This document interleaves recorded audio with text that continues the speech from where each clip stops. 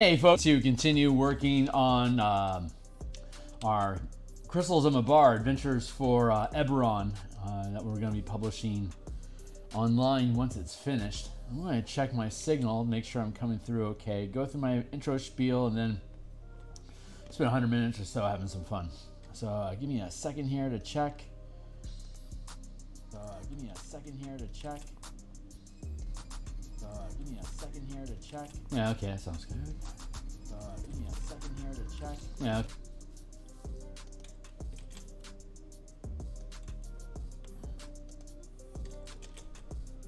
All right.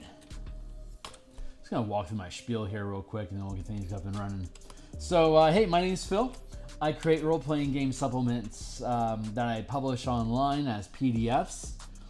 Currently, I focus my attention on 5th edition Dungeons & Dragons. This is a Eberron adventure that we are creating for the Eberron setting of Dungeons & Dragons. I've published a slew of work on DMsGuild already, DMsGuild.com. There's a link, multiple links in the description down below that leads you to various books that I've already created. They're all 100% free preview. You can read any of my stuff cover to cover. There's probably about 150 some odd illustrations between the various books that are linked down there. So if you're just like an art enthusiast and you want to check out the work that I do, you're certainly welcome to do so at no cost. If you are a D&D enthusiast, whether a DM or a player, the stuff that I make is from, I'm a forever DM, so things that I build are things that I wish were available for DMs to have or for players to use in my own campaigns, and thus I deliver these things for folks to explore. If you find they're interesting or you find yourself coming back to them at some point, consider making a purchase to support the efforts. Other best way to support the channel, I just posted that I'm live on Twitter, so if you want to find out when I'm live in the future, you can follow me at Phil Kearney, Filkearney, like my name down below. Otherwise, like, subscribe, hit the bell icon to let YouTube know long-form design like this is of interest. And so what are we doing? We're creating an adventure for characters in Dungeons & Dragons in the Eberron setting. This is a book cover we created back around episode 40. I think we're like up to around 128 episodes at this point. And this is around episode 40 that we created this book cover. And right now we're working on this village map. This is one of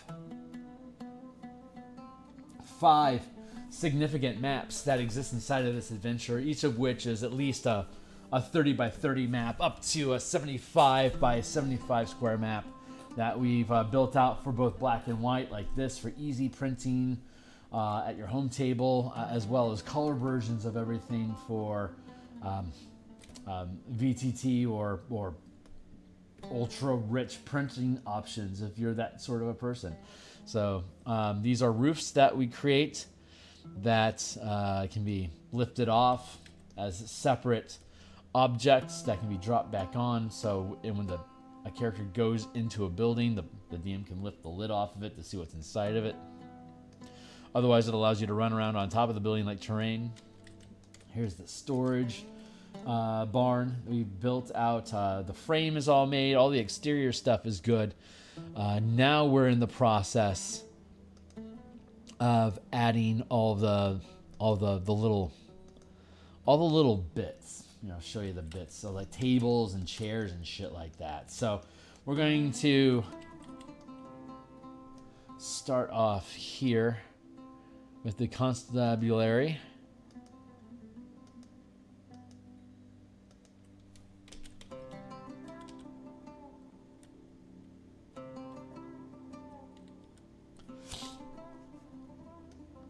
Roof go like that. And you lift off the roof and you can see that we have faded little scratch marks of different tables and chairs and stuff. So we're going to spend time embellishing that and then erase away all remnants of the past scratch map. So I don't feel like I have a super aggressive agenda today. Just trying to get stuff done. So I'm going to go on here and go B-dub structure. Call it BW building. And then we're going to go with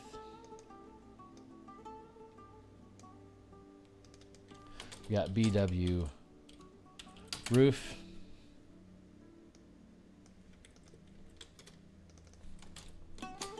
BW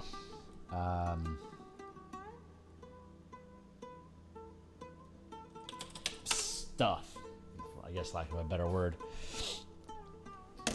All right, this begins the process of us creating interior stuff. My energy is super off and weird today. Where's my phone? God, my life is weird right now. Hold on. I'm gonna grab a phone. I'm gonna set a timer. I'm gonna get some work done. All right, 20 minutes on the block, as is tradition.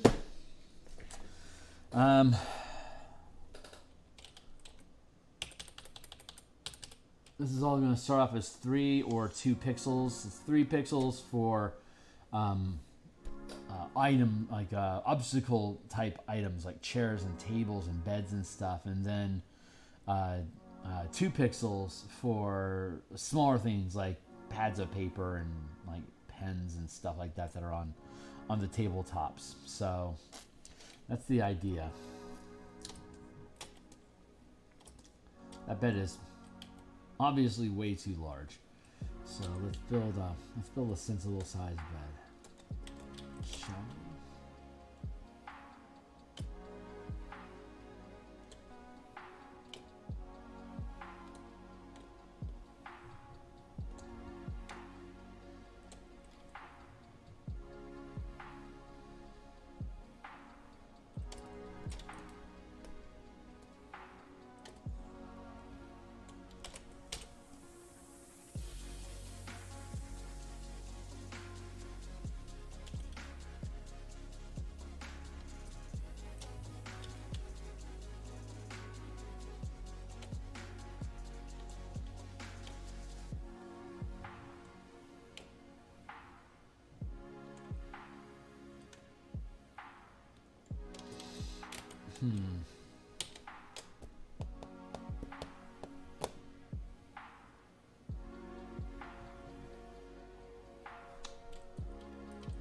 I was gonna give him a desk. I was like, why the fuck would you have a desk in prison? It makes no sense. But there could be another cot.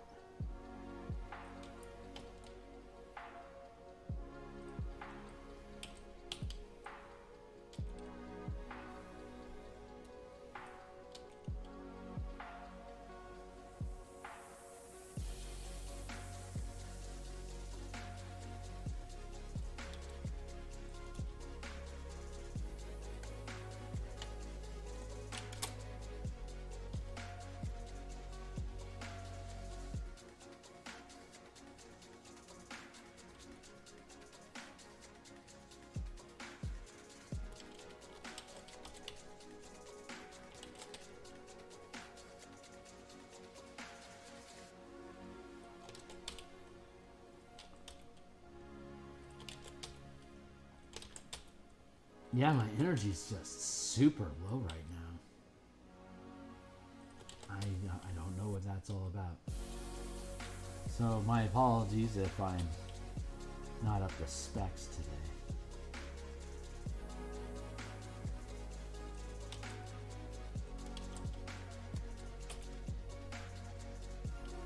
Yeah, it's a little bit over 6 feet. I'm good with that.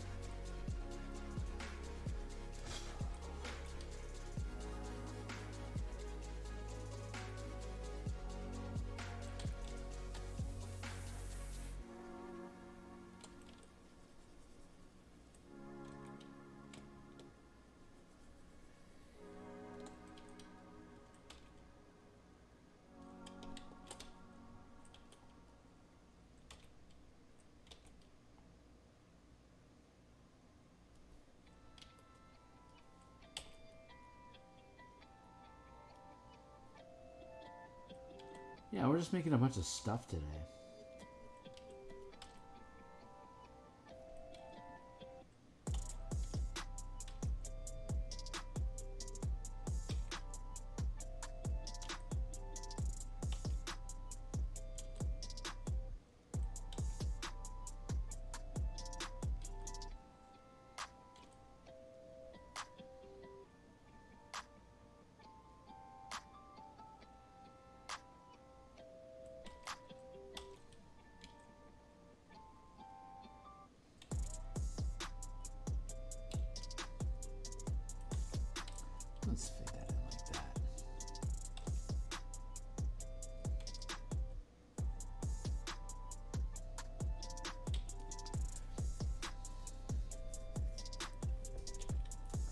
There, modest bed.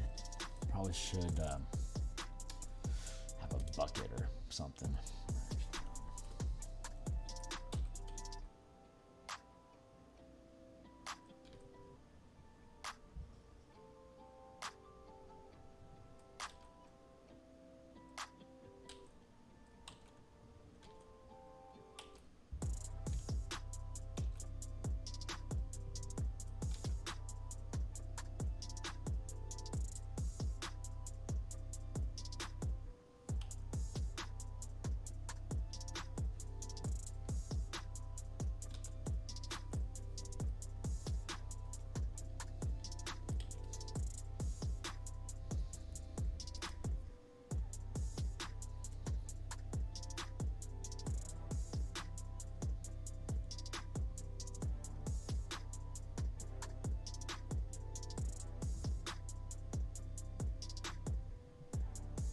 What is going on?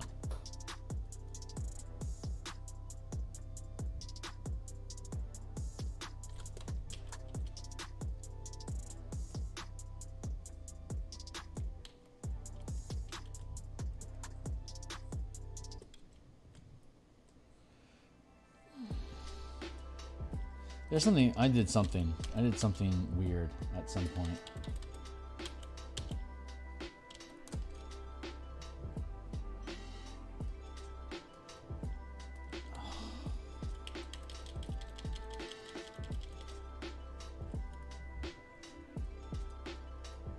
Oh, I meant to merge down and instead I merged all. That's dumb. All right, we're back on track, and that is horrible.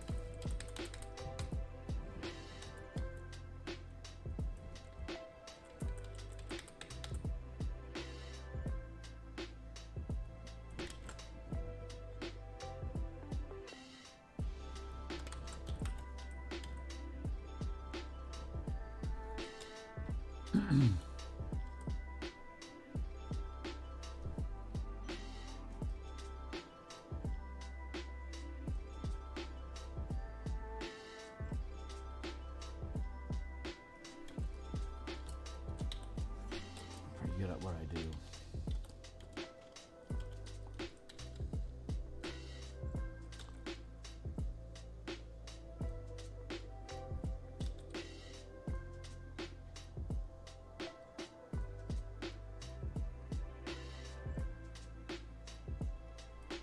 Not that good.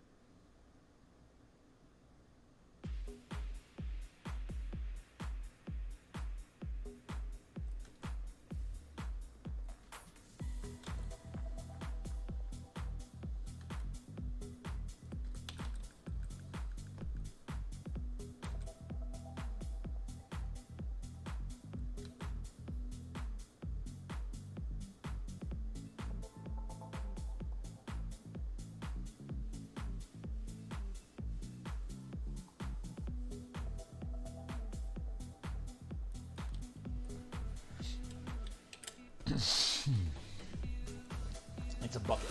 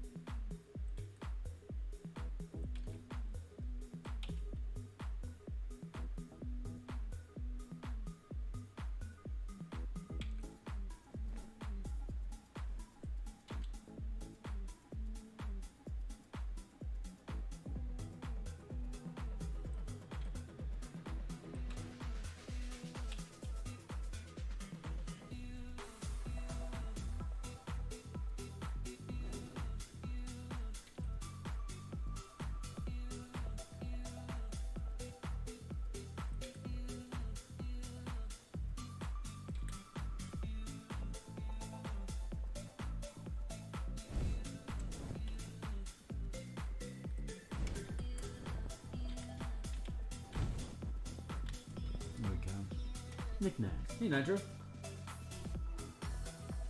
That's my favorite Hamlet on the brink of undead invasion. You know what? They think everything's a-okay. They're going to be unpleasantly surprised in the end, but right now we're filling up the place with knickknacks.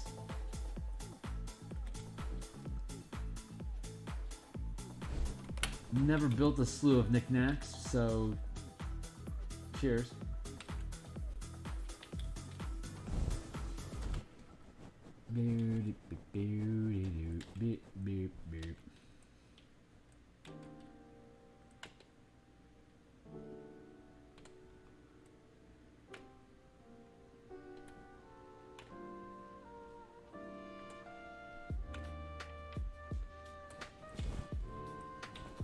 There's only 2 pixels. I need 3.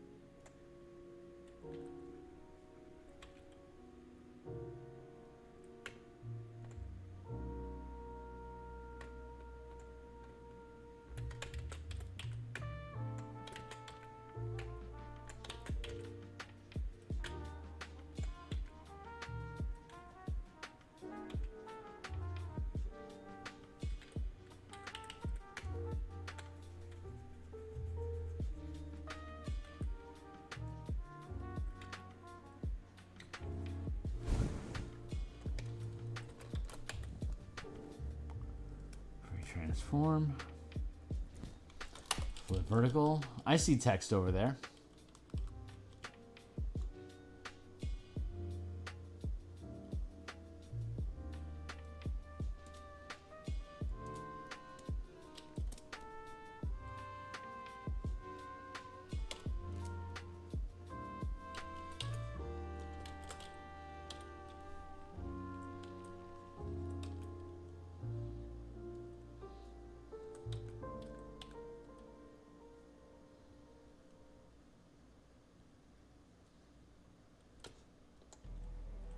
Hold on, I'll get to you in a sec.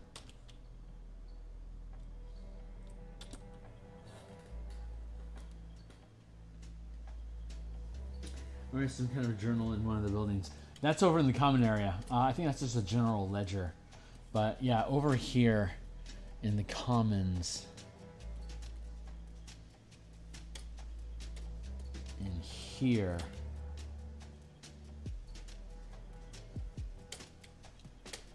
This would be the journal that you would find over here. So, but yes, there is a journal that keeps a timeline of the general creepiness of things happening in the area is lightly outlined in that journal, showing basically that they were aware something weird was about to happen, but that they didn't know what. So.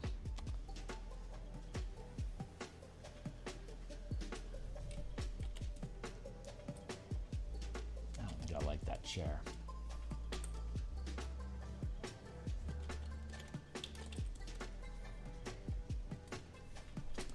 Let's try again.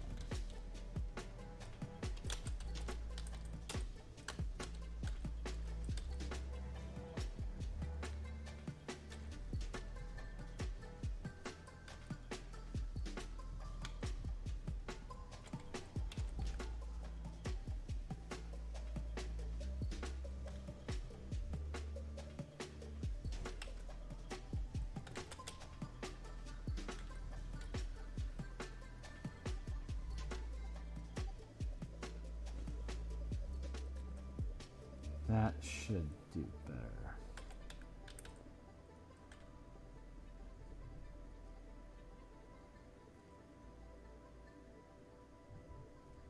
Yeah, the journal is there basically to speak for the dead village in case the team is slotted to arrive after they're all slaughtered, and not having to burn a speak with dead is the journal provides that role. Though I'm totally fine with them burning speak with dead and spending some days, interviewing the various town that are dead. They certainly have things that they can. They all have opinions about stuff, whether they're alive or dead. There.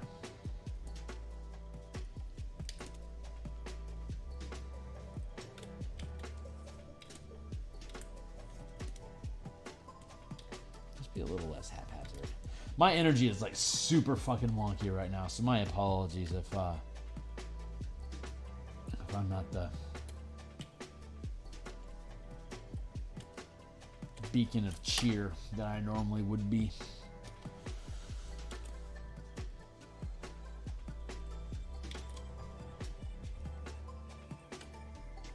There.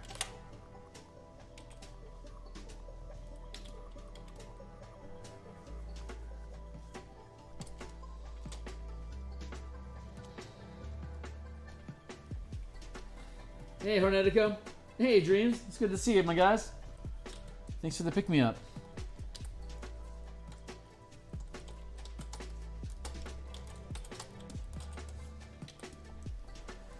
Transform. Bum, bum, bum, bum, bum, bum.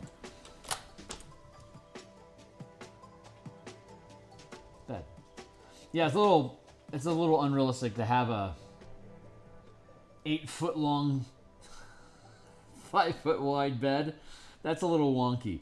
6 feet by 3 feet. That's a decent singles bed.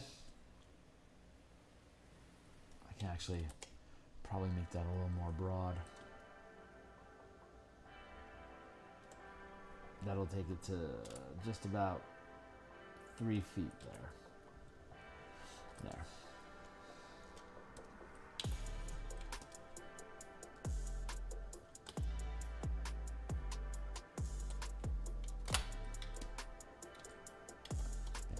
But yeah, this is the gig currently. We are making little amenity assets, I guess is a word we could use.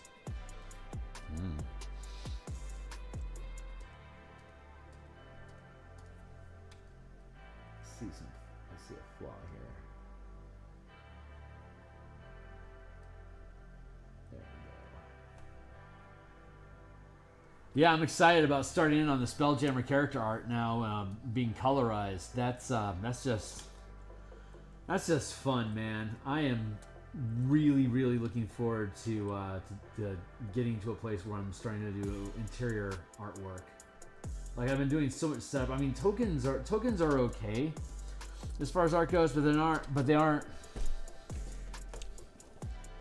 It's not the same. It's just not the same. I'm really looking forward to like doing actual like scene illustration, character illustration, item illustration, like objects, like forms, 3-dimensional color stuff. It's been a long time since I've really devoted time and effort in that design space. So I'm really looking forward to getting back into it.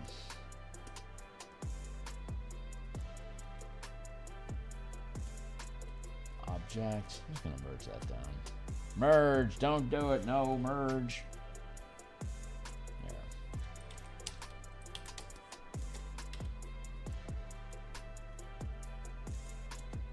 Yes, that is absolutely a bucket.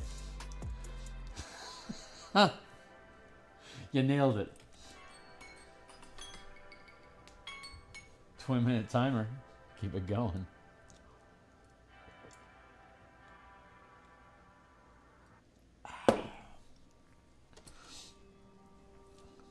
We originally had somebody in the jail that wasn't killed by undead because he's locked in a jail and the undead couldn't get through the bar cells. But he's thoroughly terrified and can recount the conversation, can recount what happened, the events of the night that led to everyone being killed. But eventually just settled on a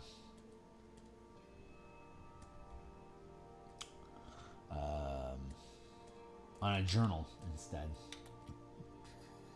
I'm just gonna standardize this chair here.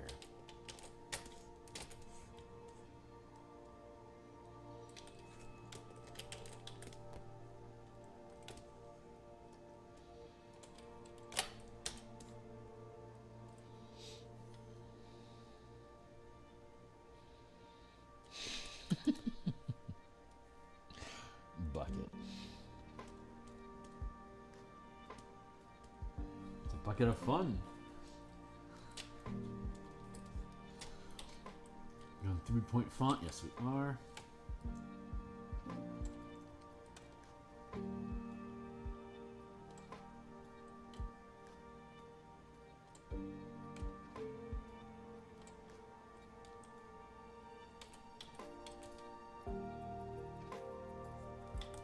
Big for a table. Whoa, whoa, whoa. Hey there.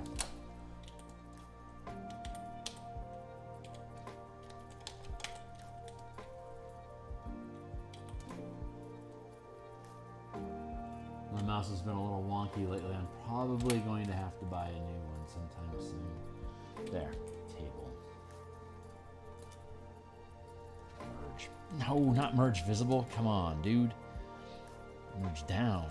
I had this problem before. I'm going to hit save here before I just destroy everything. Thank you. Let's see. What do we need here?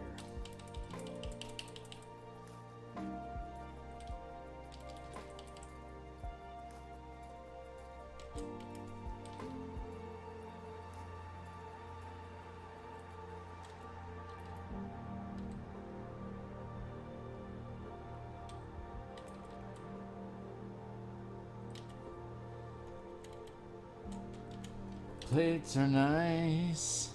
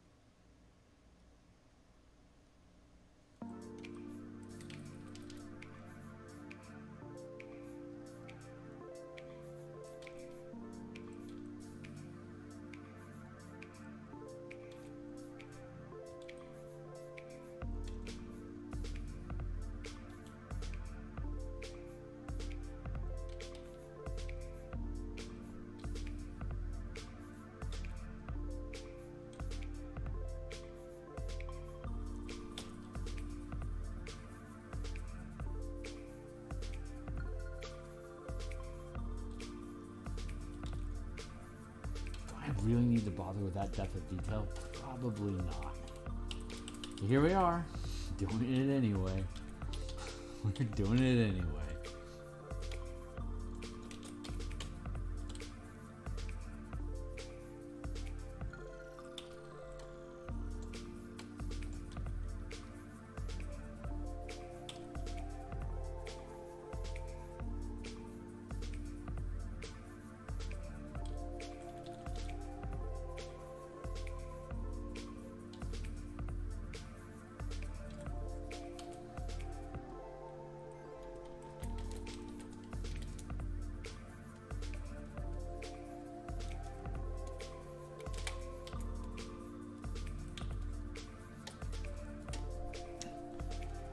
There, now you have your ridiculous levels of detail. Enjoy your fucking cutlery. I've got your cutlery pack here for the DMsGuild, ready to go. Huge, huge stock art asset, 3 cents per. Unlimited license use though. You can use this spoon in as many products as you want.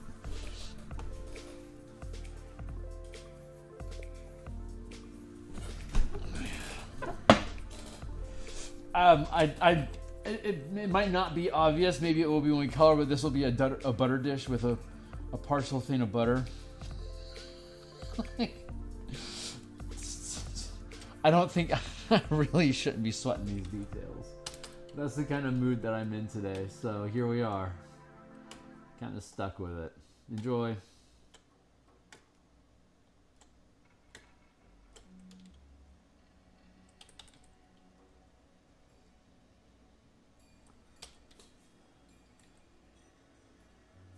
Two pixels for, so it's 3 pixels for structural details like these, but then it's 2 pixels for contour and other type of line inside of the space. Like the table is 3, but like these are like 1 and 2 pixel items.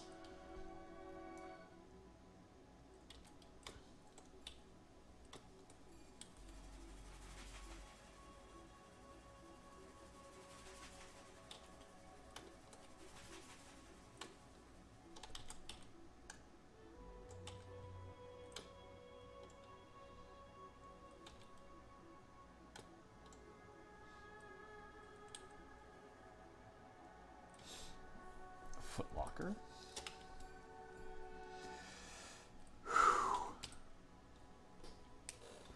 If you put 2 spoons on top of one another, are they spooning?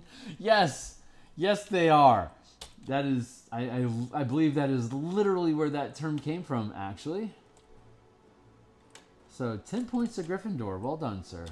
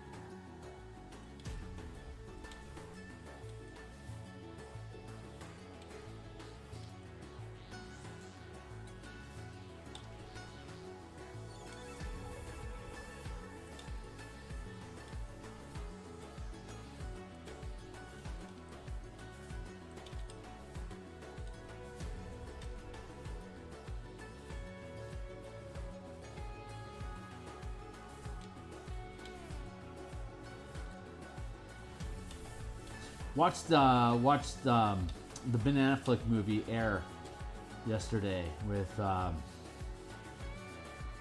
Matt Damon about Michael Jordan and the Nike shoe deal. Wasn't as good as Moneyball, but it was enjoyable. I would watch Air and Moneyball in the same stretch, like as a dual feature. It was good. I'd give it like maybe like an 81, 82%. It was definitely above average, but it wasn't super, just like it didn't grab it, like it wasn't emotionally gripping like Moneyball was great. Like there was a struggle going on with Moneyball. But I'll tell you, Ben Affleck is a great director for low key intensity. Like where you have like a slow simmer. Like Argo is a great example. Constant, ongoing, low intensity pressure. Like you can't let up for a fucking second in there, but nothing is immediately threatening you. It's that that Boston bank robbery movie. I can't remember what it was called either. I mean, that had violence and stuff in it, but it was also a very slow burn sort of film. It's I like his stuff. I really like Ben Affleck. He did Gone Girl, which is another really just slow cooking film. It's intense, but not a lot of action happening on it. It's just the air of the gravity of the circumstances lends its own weight that kind of carries the story. And Ben is really, really good at expressing that as a director. So anything that he directs, I'm immediately drawn to. And since getting out of the Bourne Identity, I don't think Matt Damon does anything that's garbage. So if yeah, if Matt Damon's in it, I'm on board just because he decided to be in it. Same thing with Brad Pitt. If Brad Pitt's in something, I will watch it because they are just they're genuinely great actors. They're fun to watch. Not 100% on that with Tom Cruise, but if it's a Mission Impossible movie, I will absolutely watch it. I love Mission Impossible. I love his Mission Impossible. Like everything after, like Rogue Nation and after. I can't even tell you how many times I've watched Rogue Nation. That film is just legitimately good. So it's like I would say MI did a pretty good job supplanting James Bond as like the definitive spy type film. But it has that just a little bit of hijinks to it, not taking itself 100% seriously. Like Tom Cruise is really good with physical comedy. Pratfalling and stuff, as it were.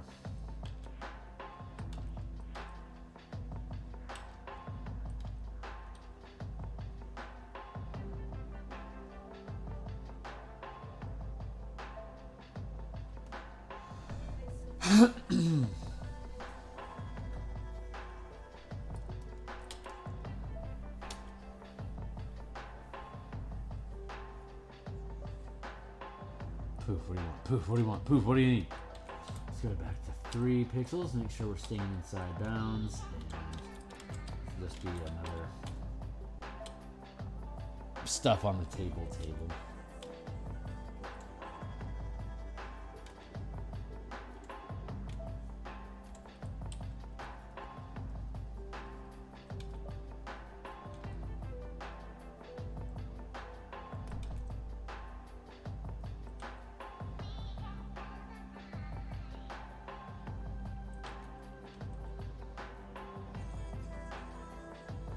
Or the other. I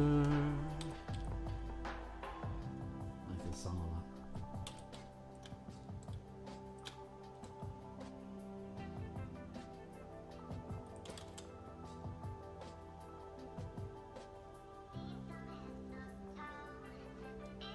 I don't know, maybe this is like a shelf of recipes or something.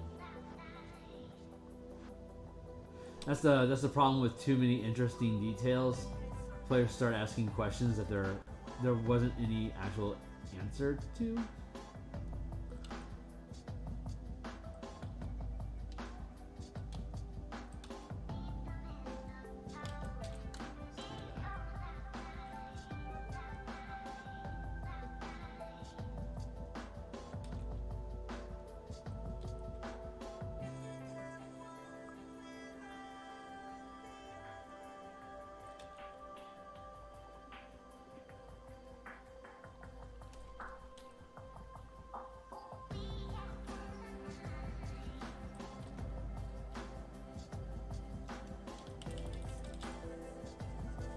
Bar!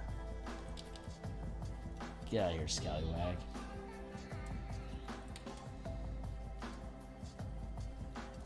Okay. The other. Hey, so I think my brother was right in the middle of watching one of the Bourne movies when I got taken off. What? Like literally, like in the very middle of like in the process of watching, and all of a sudden it just went blank. That's some hardcore shit. If that's like what's happening.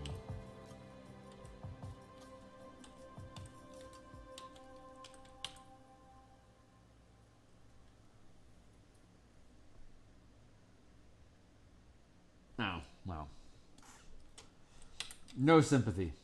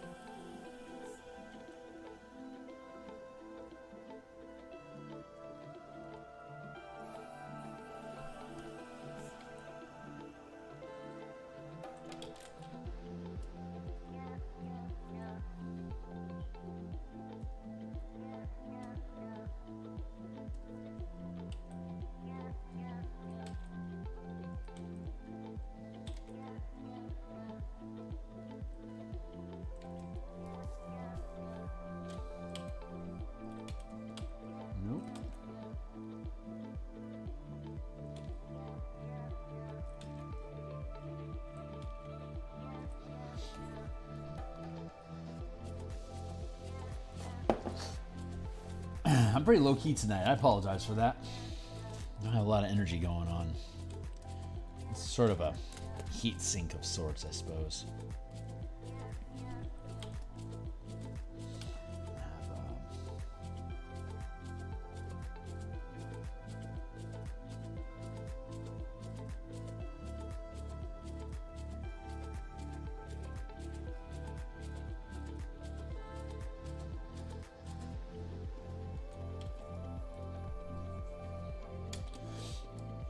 Some nonsensical crap. I suppose that's just a stack of silverware.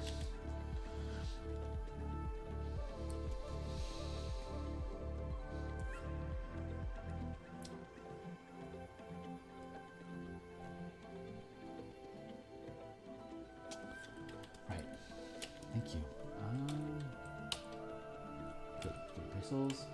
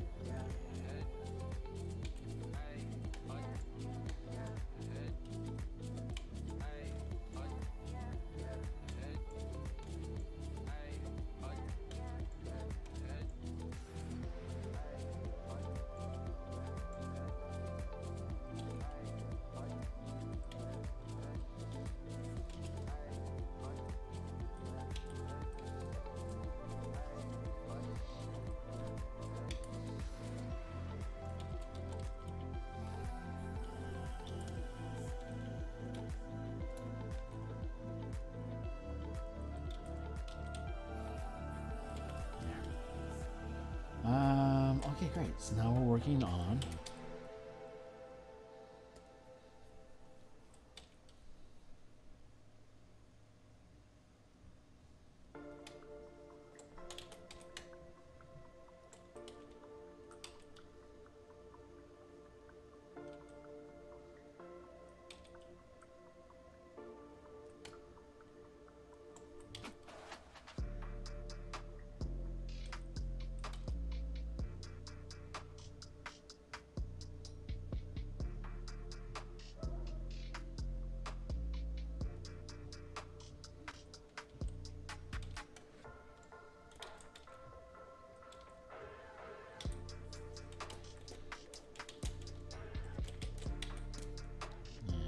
retransform, flip horizontal now.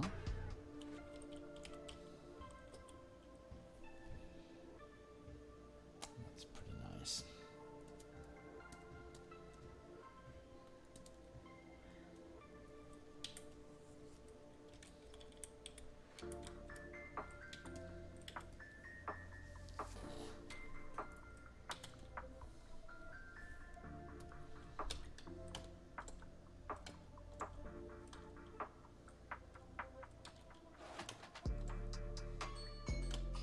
Thank you, Timely Timer. Keeping me on time.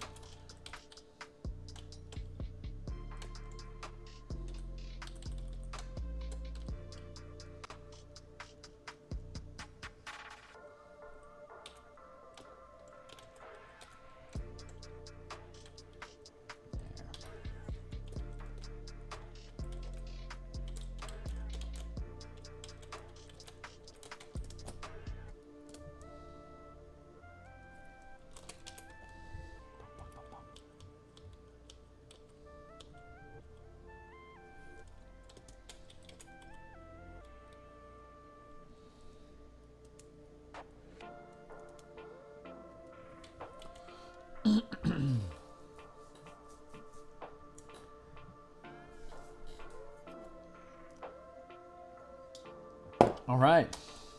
Nick Knackery achieved. Don't really need much more than that adornment. I think that's okay. Spartan environment.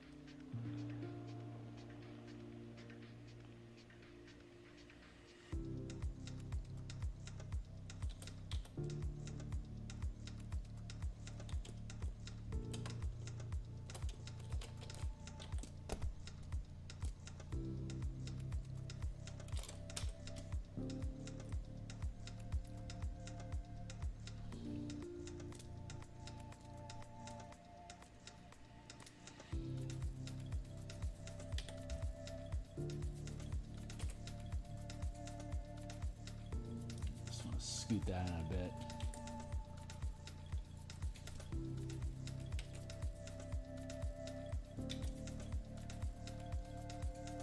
Clear that door, doesn't hit you in your ass. Good. Let's see. Probably need some sort of a shelving something or another.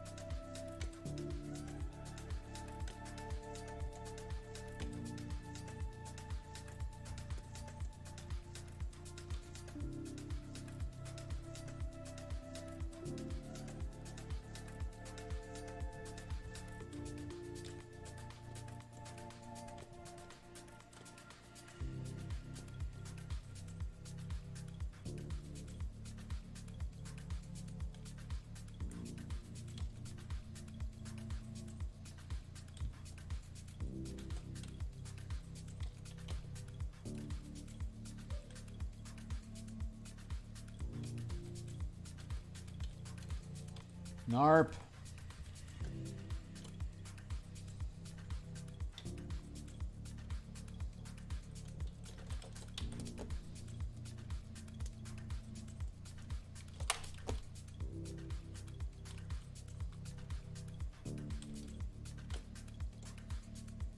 That'll do.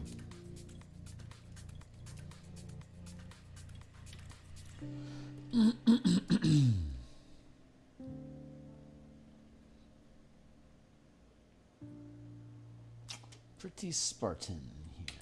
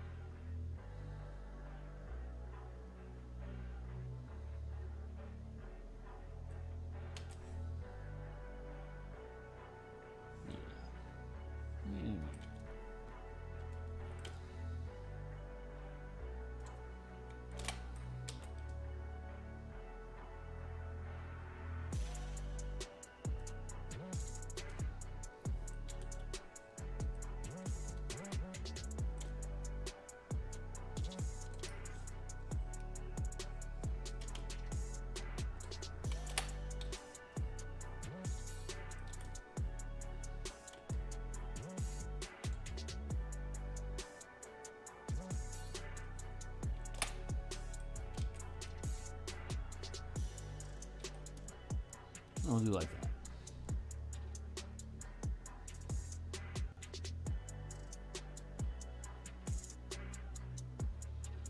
Yeah, we can afford that. Let's see. 10 space, more space.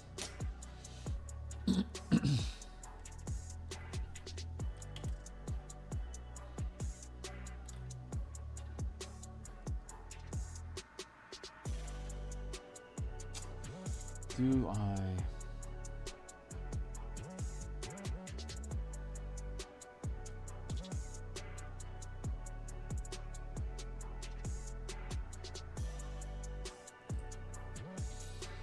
Okay.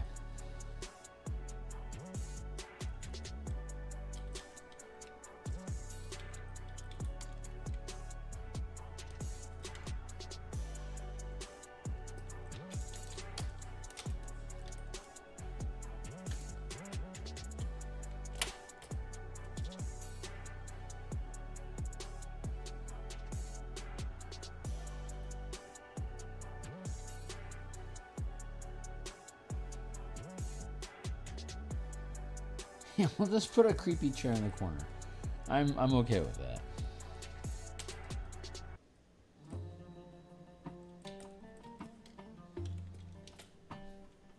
Ye old creepy chair in the corner. Anything else that I want?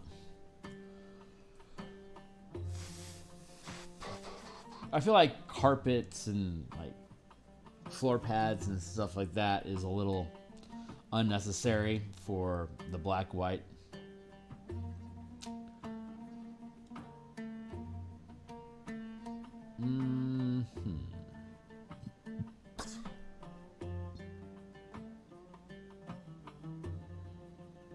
Table, chair, bed, chest, tables with junk on them,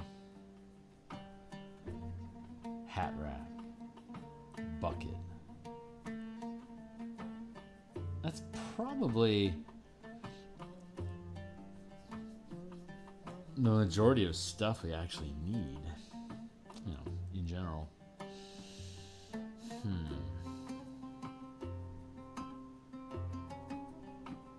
Okay.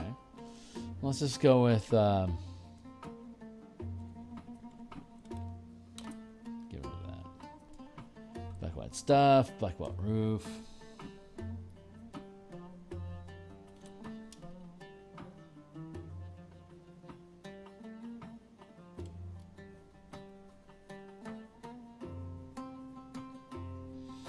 Yeah, I think we're content with that. Oh, cool. Constabulary. Looking pretty good.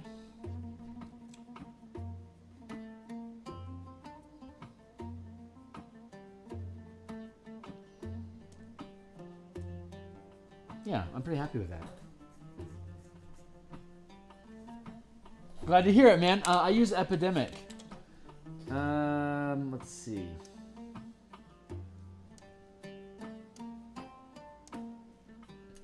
This is Kanabat by Ali Sabah. I believe I have a slew of Ali's work.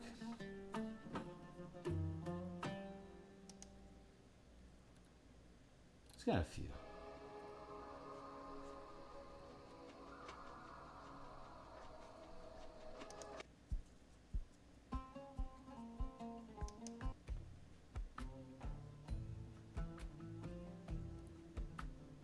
Yeah, we'll listen to a slew of this and see where it goes.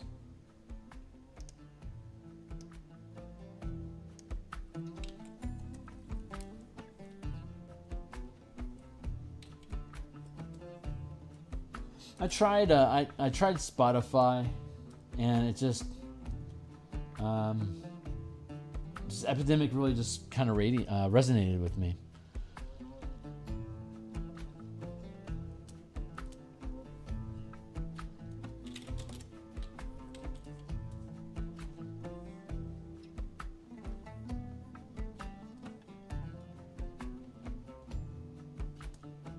Locked on the constable again. Let's close up the rest of these.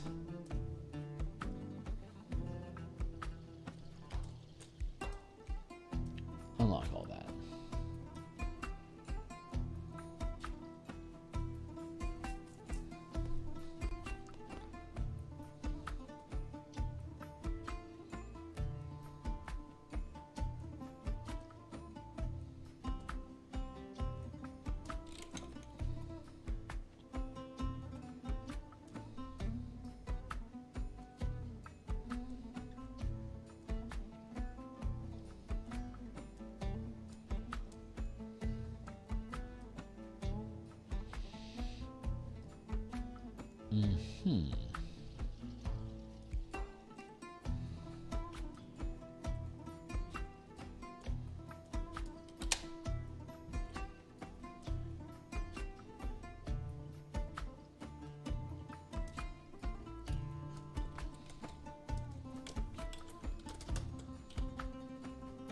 What do I call these? Black W building.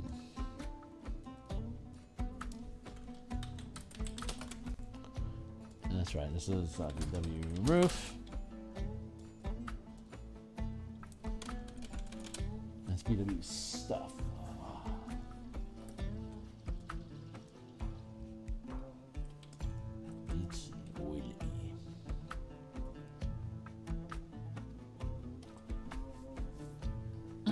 All right, more.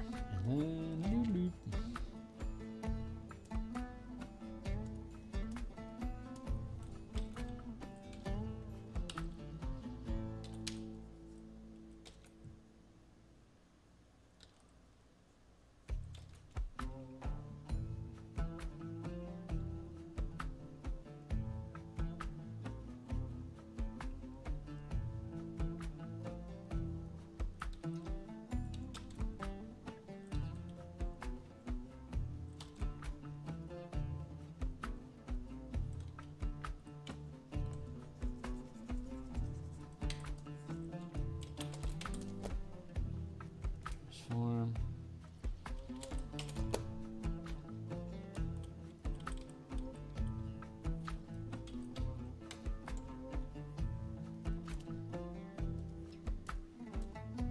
Merge that down. Get rid of this backlog here.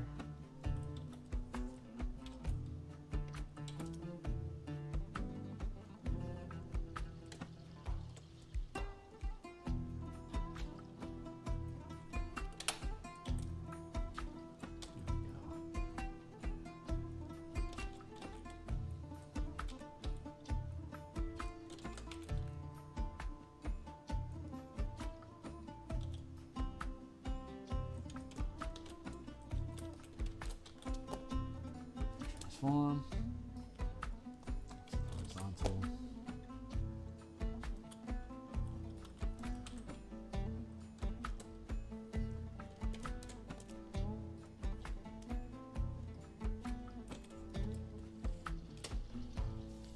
There we go.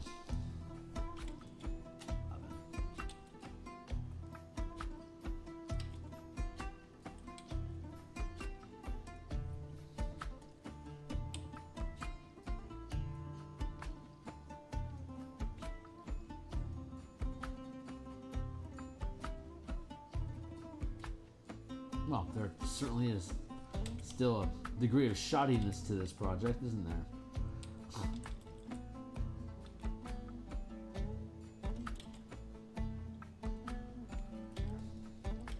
Jesus Christ, dude. I must be tired when I'm doing these things sometimes, because it'll look fine, and then I'll come back, and it's like, what the? How could I get away with this? Such shoddery.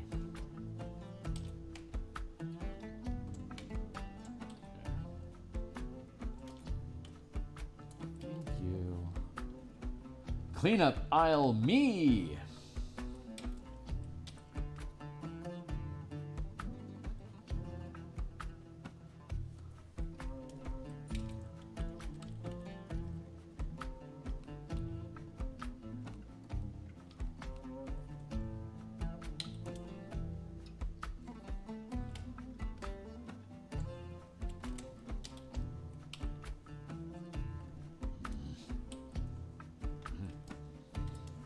I'm good with that. What other slapdasher do we got going on inside this place?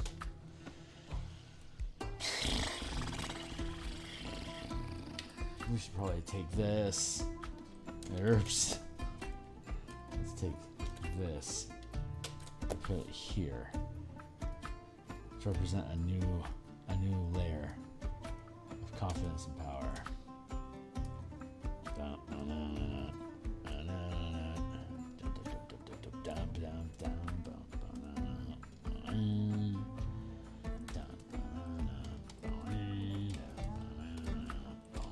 Look at that.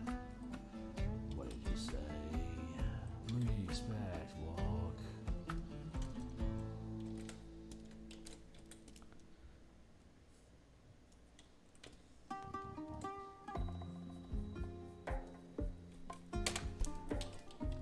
Yeah, everyone has the same meal, the same disheveled plates. Everyone's always cooking for two.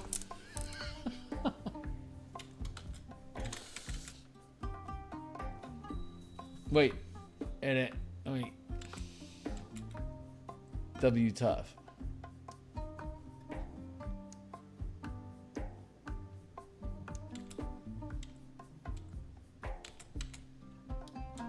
There we go. Yeah. Yeah, epidemic's good stuff. Very good.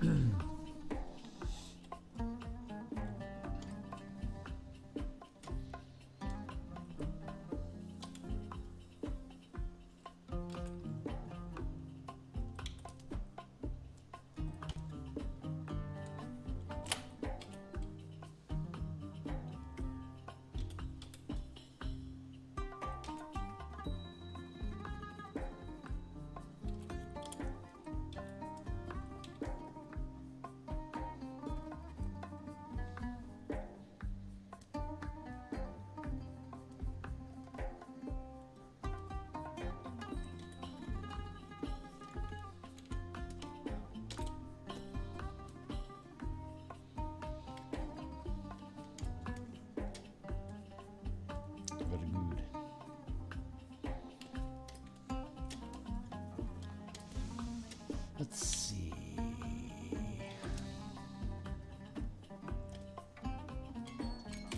Jesus Christ, seriously?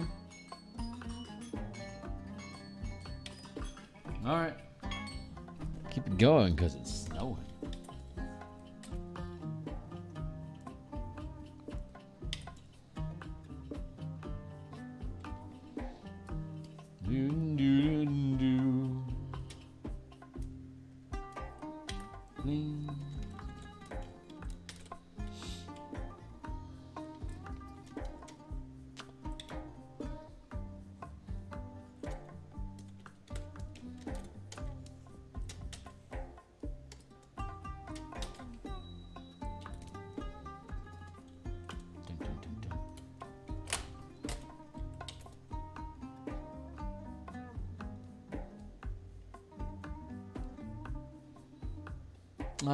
What other silliness do I got going on in this place?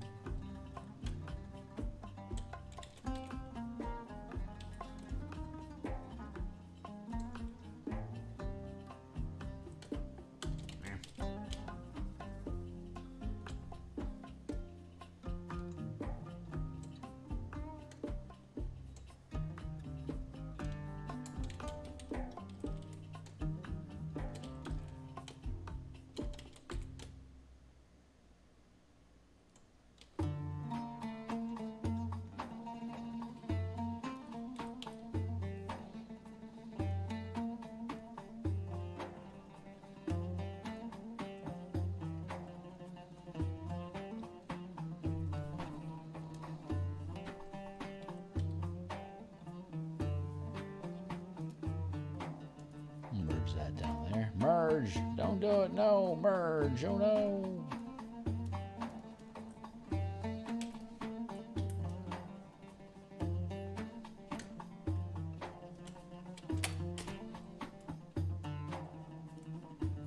There. Form and function, yo. Speaking of form and function. My.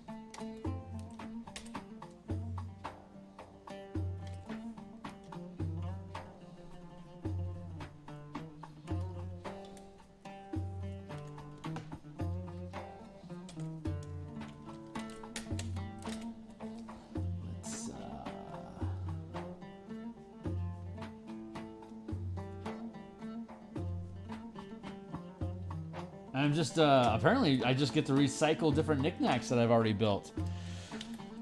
I'm pretty, ooh, even that bucket has another use. How wonderful for it. Come hither, bucket. Sit in thy corner.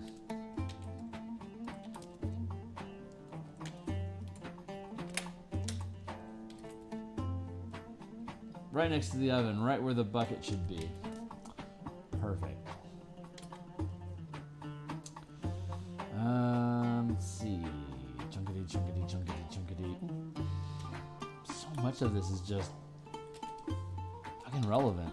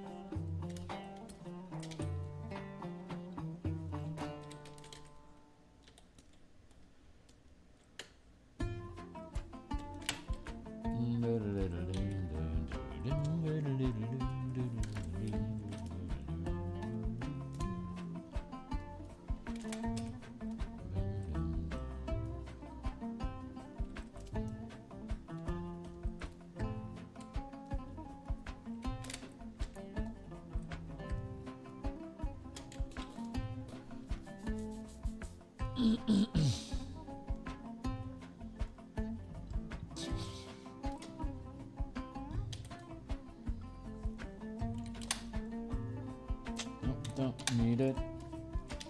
Don't need it. No, don't need it. Don't need it.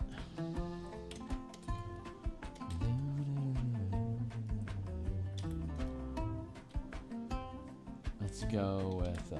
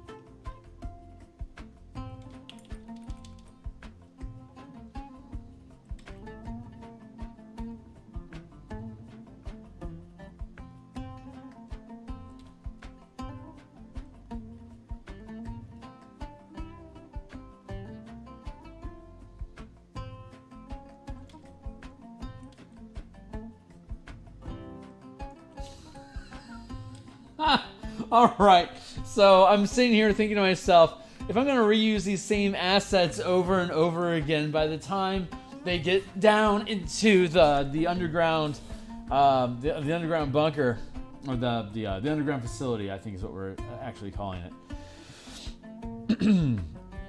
They'll ran across these desks multiple times, and if they're paying attention to what they are, they're being like, that's the same desk, man. It's like the same stuff on the same desk. That's the same nondescript document that's on that desk. And in my mind, I'm like, what if they're actually the same desk? And if I write a message in the note on this desk, if we find this desk and this stuff somewhere else, will that note be in that journal as well? And I want to say yes. I want that to be a thing. Like I ran this. I was running this play-by-post adventure of these people that were investigating some stolen books, and they wanted to check out the ledger of books that had been checked out. And I actually wrote up a ledger of 50 signatures and the books that they checked out and on the date. And at one point, it was like all these names.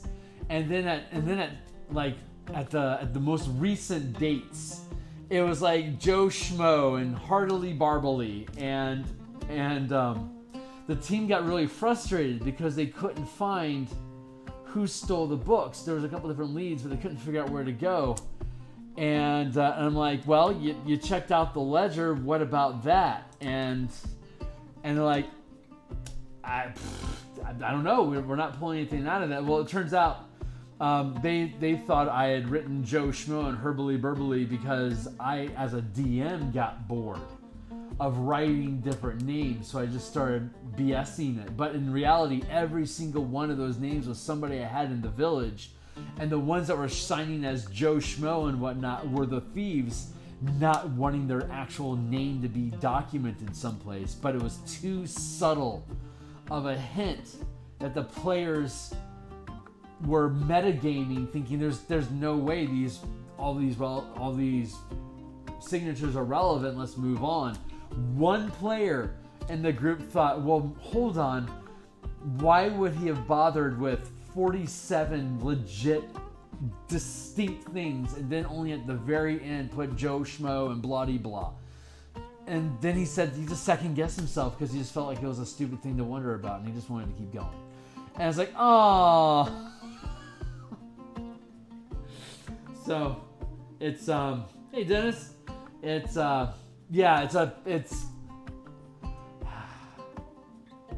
it's like your content is only as good as your team is willing to suspend disbelief. You know, like if they had taken me seriously in that adventure, they would have realized that these were bullshit signatures. There's something going on here. Hey, what do these guys look like? You know, and they could do like a detect thoughts and stuff like that and fish their memory out of what these people look like and then go track them down. They're part of a merchant caravan that they had ran across. I actually made eye contact with two of the guys on the way into town. They were on their way out of town. So now by the time they realize what's going on with the library, the criminals have 3 days lead on them. And they're like, oh shit. Now they got to hightail it to try to catch up with them. But it's play by post. And it collapsed before we actually resolved the mystery. But having said all that, the meta space that you create with the observations that you have inside of your adventure creates its own sort of energy to it. So if your team starts vibing on that sort of thing, just go with it. But I think most DMs with their salt recognize a meme in process. You know, like the kobold captive becoming your mascot. Like that's like a really good example of just like the stuff that players do.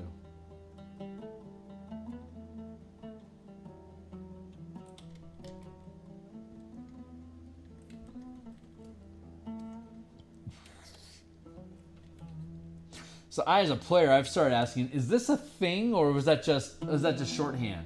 And a lot of times the DMs know what I'm talking about. I was like, no, that's not a clue, that's a shorthand. But like asking like all the weirdness, like anytime someone sticks in your craw, get after that because it might actually be the thing that the DM is looking for you to find.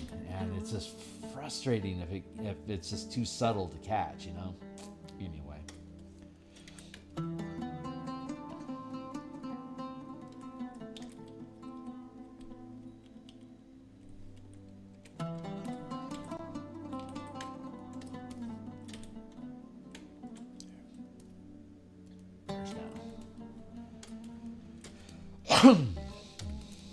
It's coming along.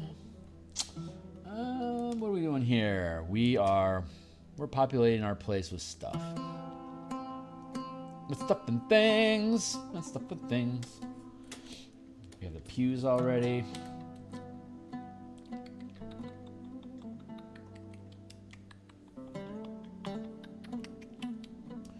Probably need to. There's text happening over here. We got an airship in one of our games. Ooh.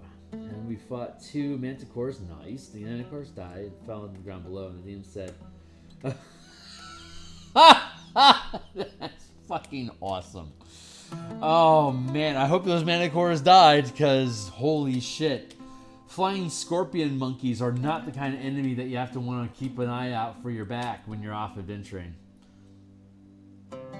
Fucking space monkeys.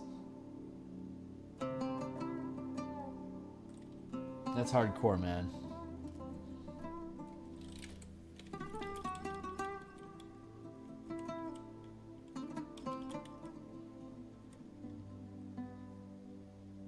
Yeah.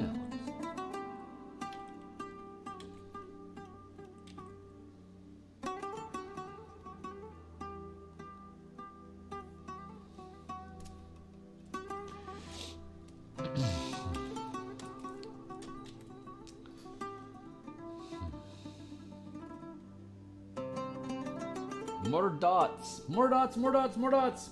I said they're cabbages, then turn carnivorous. Blue dragon. Okay, right on.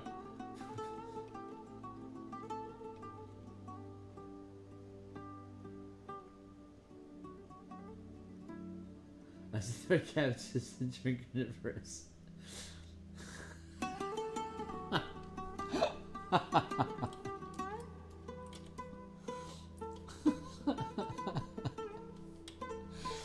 Oh man, that's just it's wrong, but for D&D it feels right, you know.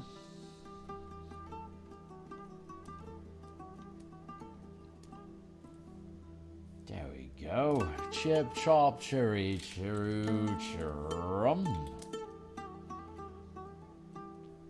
Yeah, we'll go like this. A bunch of furnishing is a bunch of furnishing for you. Is a bunch of furnishing. Furnishing for me and you. Boop, boo.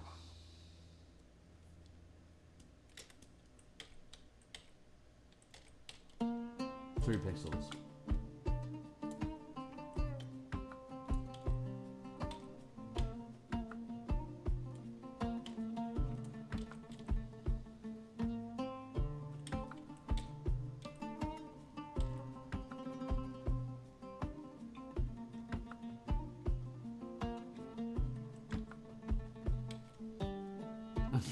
I'm tempted to put a plumbus on one of these tables, just as an Easter egg.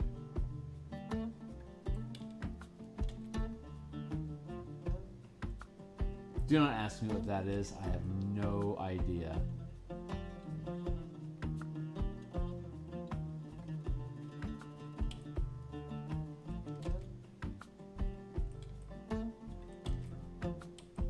If you know what that is, I am open to suggestions. Right now, I am literally just putting weird shapes on the table. Come on, buddy. Thank you. Get rid of that spur. There, it's a tape gun. It's an experimental Siren tape gun. This one is a cantrip label maker. There.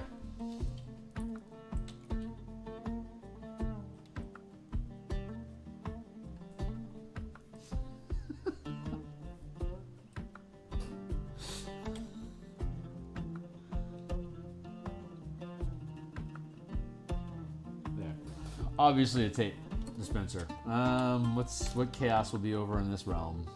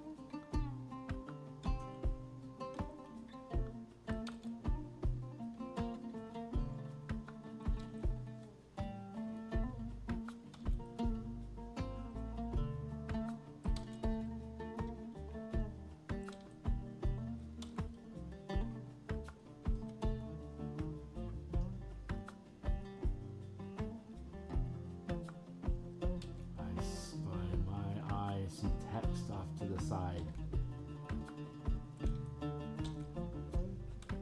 games let me go enough to turn and take a look. Yes.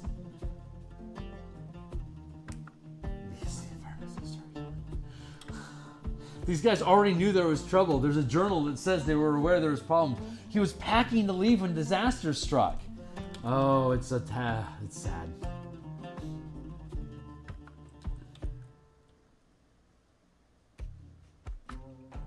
This village, this is like pre-disaster, but there's a post-disaster. Like for instance, look at how well organized all these pews are. But after the cast, oh my God, they're so disheveled. It's all will be in dishevel. It will be a completely changed environment of things just being piled up and dumped over. Because undead attacked the village, and well, none of these guys really survived. So sad times. Sad times for them. I almost have enough junk in this place. God, this guy's a real pack rat, I'm telling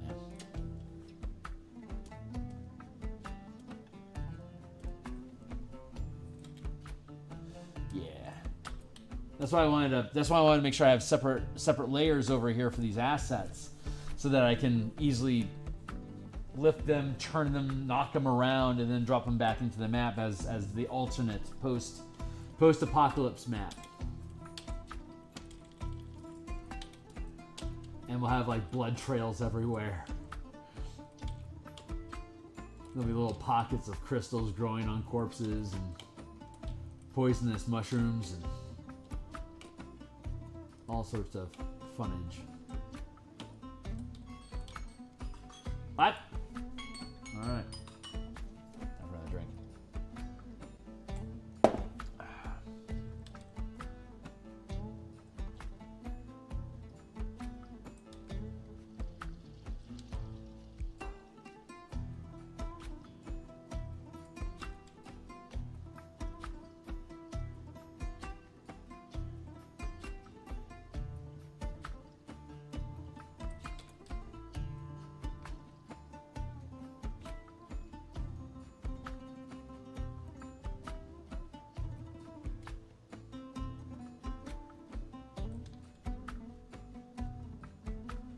Again, I have no idea. It's just they're just shapes. I'd love for them to all be something, but I honestly they're just shapes. No idea what these are.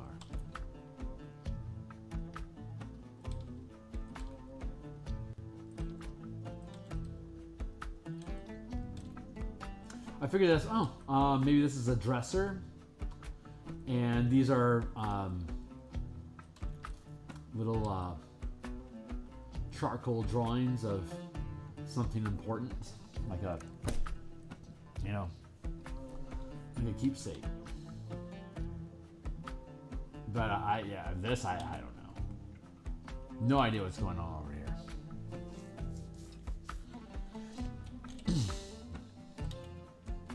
But we're gonna do another thing over here. But this will be the last thing that we need to do for this room. And then we can move on to the next. Oh my God, we're moving pretty fucking fast through this too, man.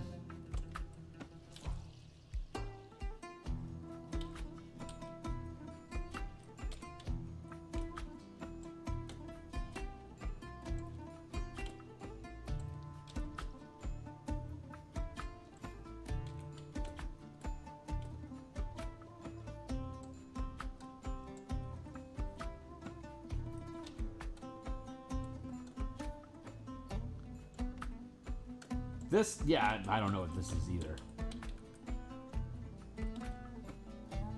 Some sort of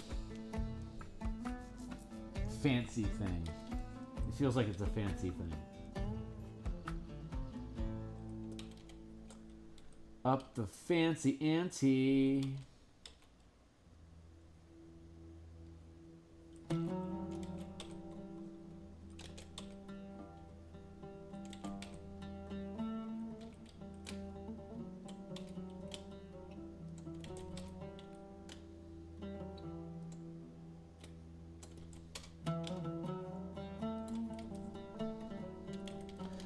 Too crowded.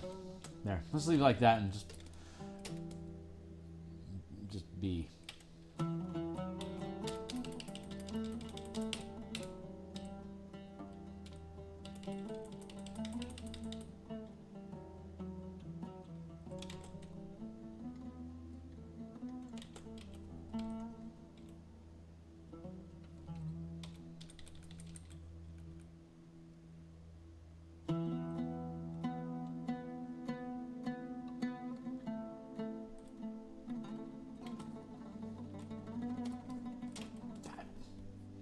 No idea what that is.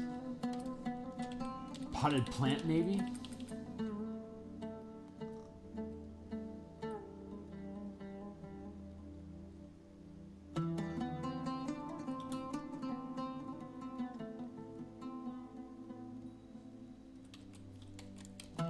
Brandon's just like, you should put a thing over there. I'm like what? Like that circle thing it has. That looks perfect. I'm like, what the fuck is that? It's a don't ask questions. Just put the thing. I'm like, okay. Jesus. Stop shouting at me. Just do it.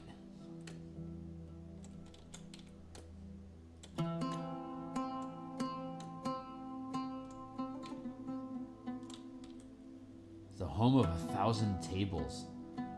I have so many horizontal services, man. Jesus. Stupid little pack rat. What's all this stuff?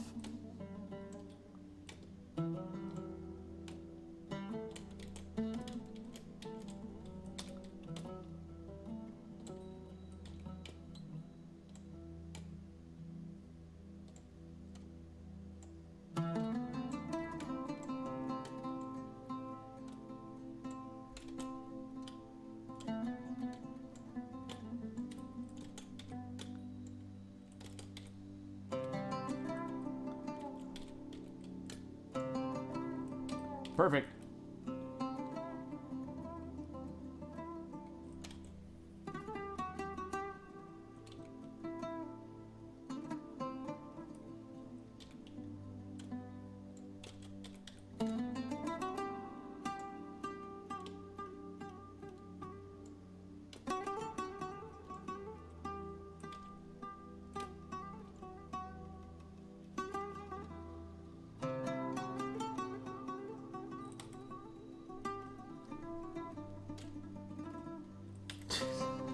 Don't tempt me.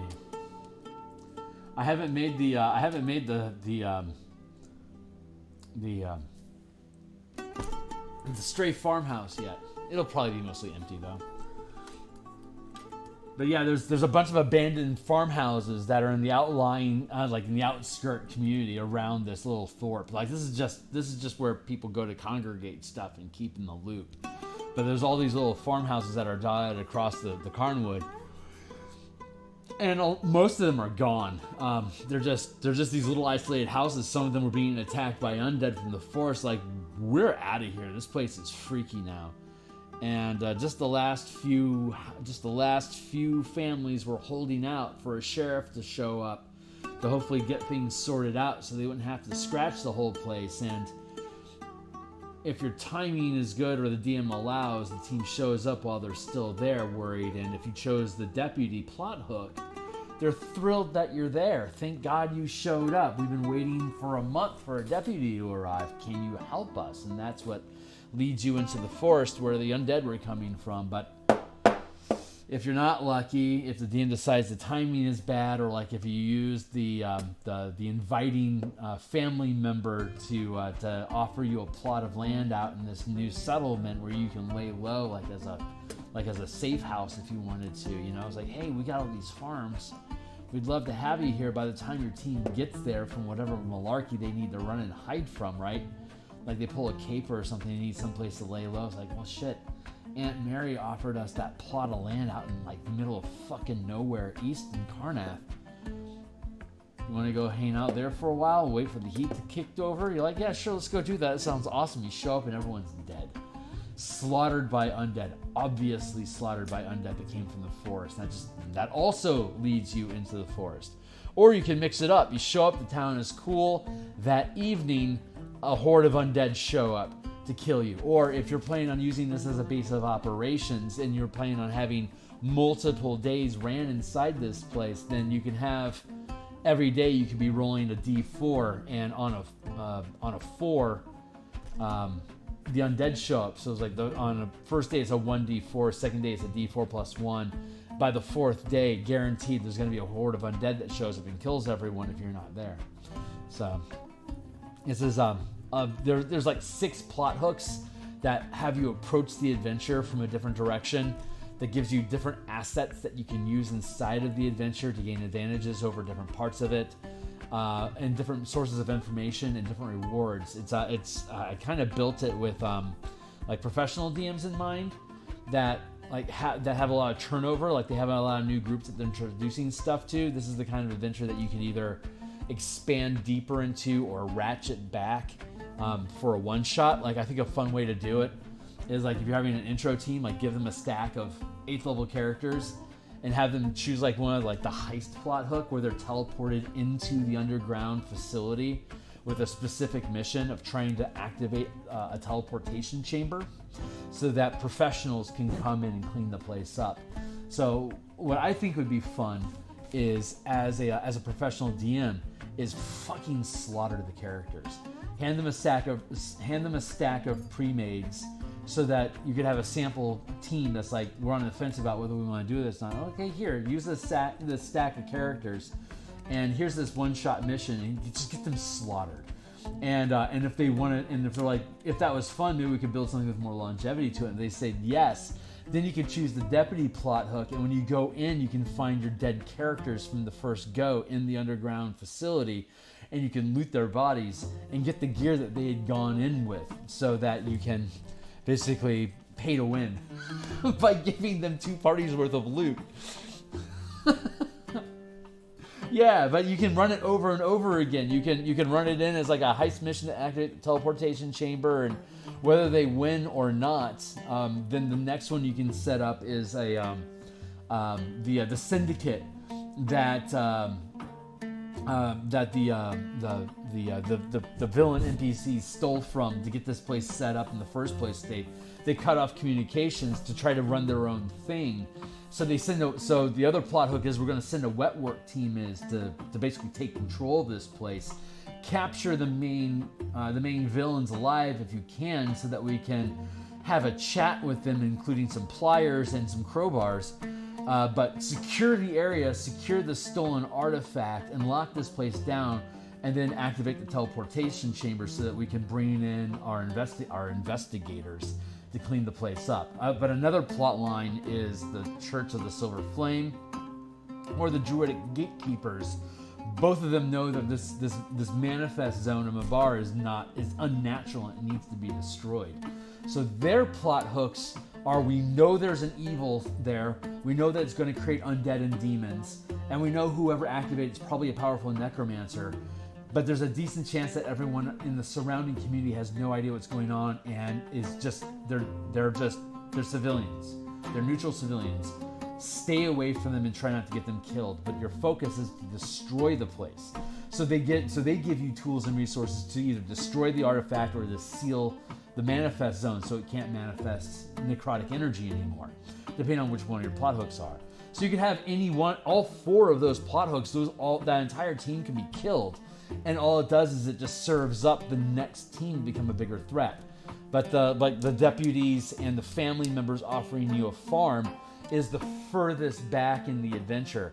Like the Wetworks team and the teleportation recovery, and they're using plane shift to drop directly into the underground facility because they know what they're familiar with it to a degree that they can drop you in there through a teleport.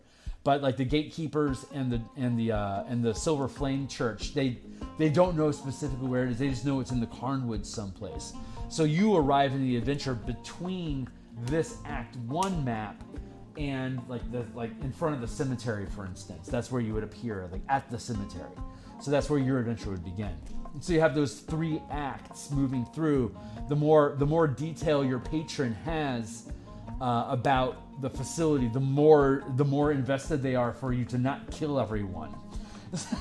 And by the time you get all the way out, and so then you're in the middle ground where it's like the church and the druids. They know there's evil here. Stay away from civilization and destroy with extreme prejudice anything you find further in. And then if you go all the way out, you literally have no idea what's going on. You just know that if it's the deputy, people are disappearing. Big wow, it's a fucking refugee camp. Of course people are disappearing, but it's a complaint enough that if we don't do something about it, people are going to start paying attention to the area, and it's the last thing that the sheriff really wants to have happen. So he hires nobodies like you to go check it out, give you a badge. Check it out. If there's actually something here, I give you the authority to do whatever you need to do to get it resolved. And it's like, yeah, we found a nuclear bomb, we disarmed it. He's like, what?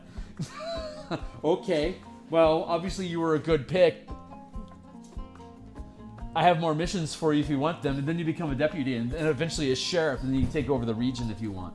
So like there's a lot of ways for you to expand out and like just add more content, and failures from other teams doesn't really prevent you from continuing to play. You just get to roll up you just bring in a new team with a different objective, and you can start scraping up pieces of other stuff that you know, like your metadata will only take you so far. And the DM can play that meta knowledge as, yeah, this is information that you got from Scry or something like that, or like the church oracles were able to catch glimpses of the dead that were in that zone, and here's some of the information they provided, and they can feed you some of the rooms that you may have seen as the wet work team when you went in before you got obliterated. So, but every time you do that, it weakens the defenses inside of the facility. If you want to keep it alive, if your wet work team goes in and takes out 25% of the military force that's inside there, then when you go in as a sheriff nobody, that military team is going to be a lot more motivated to have peaceful negotiations and a reframing of what's actually going on here. Now that somebody with a badge has shown up, this place is obviously drawing a lot of hostile intention that these mercenaries may not have realized.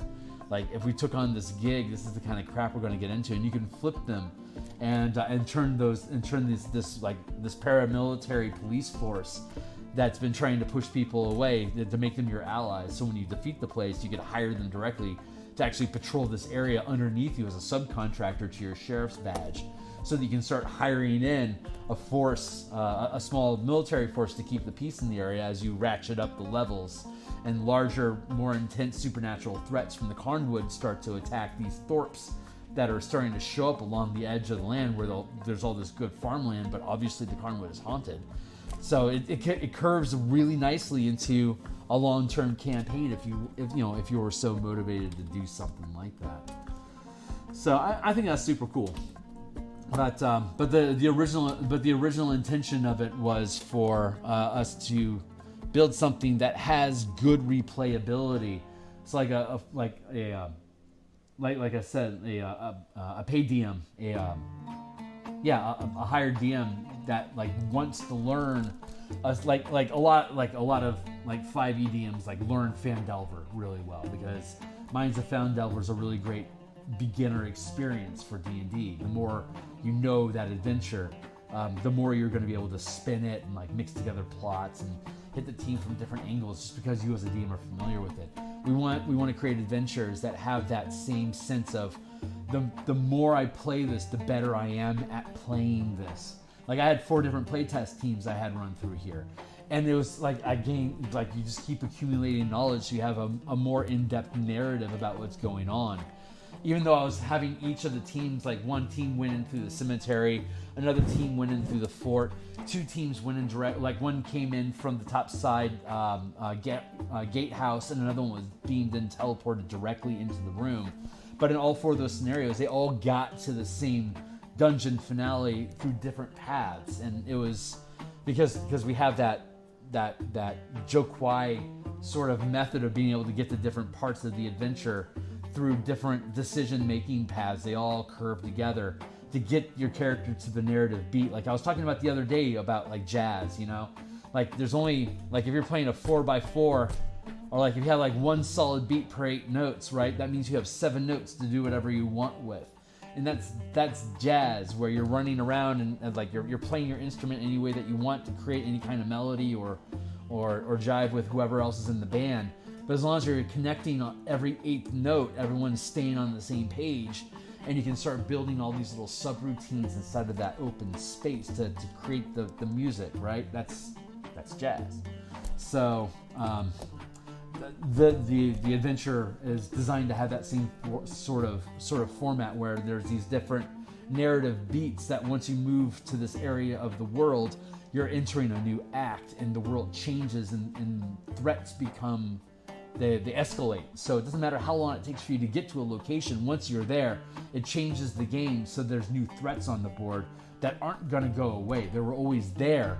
So they just had a nebulous time frame to work around. But once you catch sight of them, that wave turns into a solid. Now they're a solid threat on your table that you now have to resolve, or the adventure continues to ratchet up in threats. So that's the idea behind it anyway.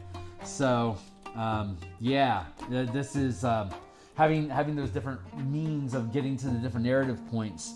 That's where a lot of the variety comes from. That's why we're building these different dungeon locations, so that the DM can either sculpt which encounter section they want the team to go through because they like the vibe of that or whatever's catching their fancy that day with whoever they're playing with.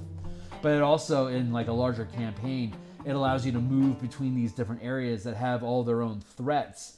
But until you actually get underground, all these external threats, you can start bending them together or cleaning them out, or like if you're a completionist, getting through all these different areas until the only thing left is the underground facility, and then it's isolated without any external resources that you can attack at it, and what's inside is all they've got. So it becomes more of a siege if you can't take them out in one go. So if you have an extended campaign, you need to fall back to this village to take a long rest or whatever. Then you have this cat and mouse thing going on inside the forest with demonic forces that they're bringing in from the plane of Mabar to reinforce their loss of troops. But they can only bring in so many, so it's attrition. You'll eventually overtake them, and they'll have to deal with you in the Nexus zone where the actual ritual is being performed.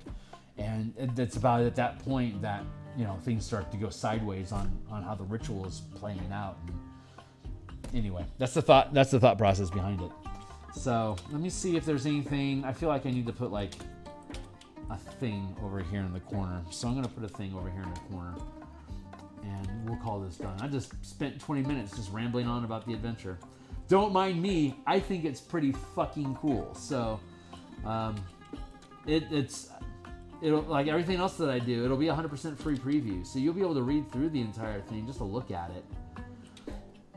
But all the all these tokens and map assets and stuff like that, you get those if you buy it. So it is like a little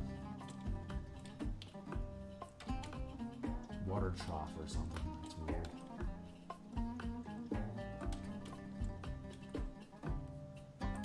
But I can put a bucket next to it. Hip hop is all. I love my bucket. My bucket.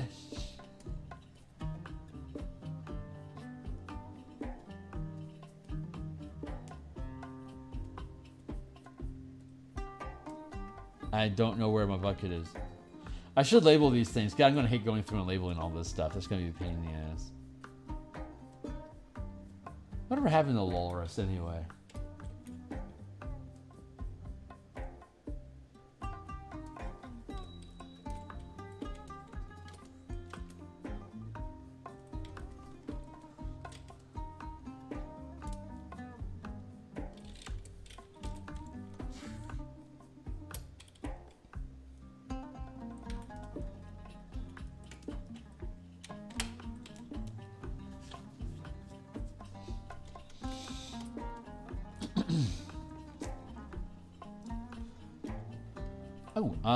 Good point. Wait for it.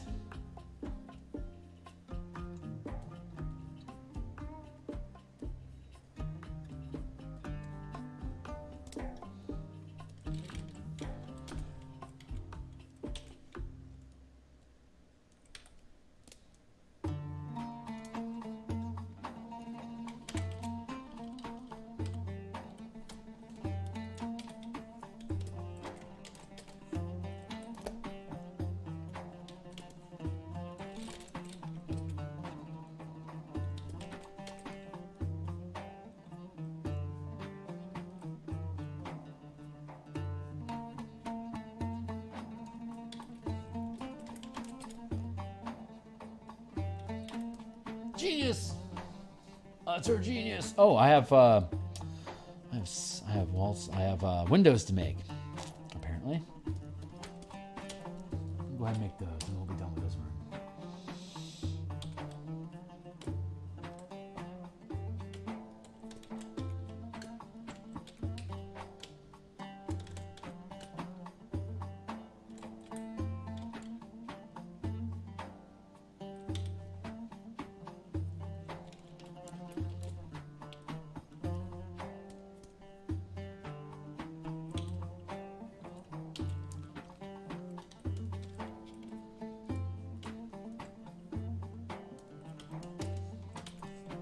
Wrong button. There we go.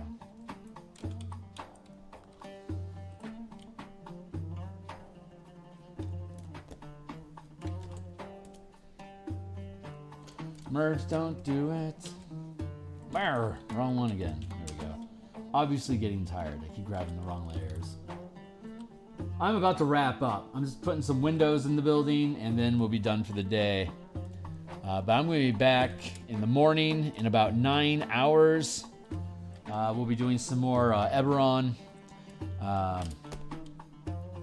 We're coloring the we're coloring the Spelljammer Latizarax's tokens now. We finished all the character. We did all the preliminary line art, sketches, black and white versions of the tokens to varying degrees of quality, but we finished the series. That's what's important. And so now we are going back through the entire stack of 35 tokens, and we are colorizing all of them. And all of these tokens that we're building for Latizaraxis, we got at the back end of the Spelljammer Combat and Exploration book that we created.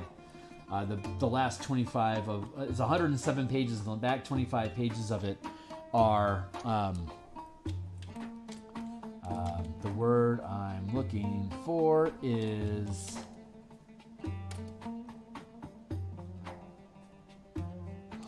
it's a conversion guide of Latizaraxis into the ship, the Spelljamming mechanics that we created. So let's see if I can make this look right. So the back of the book is full of the tokens that we're creating become illustrations for the conversion guide. So all these tokens have not only their practical use on a tabletop, but also act as the illustrations inside of the book. So we're actually doing interior illustrations right now for that book, just not in the way that I would normally do it. There'll be plenty of pockets of different like actual illustration, like spot illustration opportunities throughout the book that we'll be able to get to. But so much of it's going to be diagrams and like just token art. It's going to really help collapse the time frame to completion once we actually finish them. But these tokens are actually really valuable for our production pipeline right now. So I'm actually really, really happy about that. I feel like this one can go this way just a little bit more.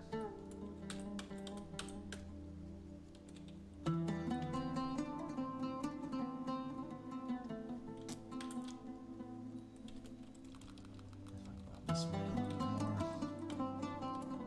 And that's all setting us up for success, because I can create similar NPC tokens for this adventure as well, following that same format. So the Spelljammer document that I'm creating is kind of a test run on how to organize and visually display adventure information that I think is going to come in handy in short order. I don't know why I decided I wanted to change that wall over there and not this wall. That seems kind of foolish to me. Let's do that.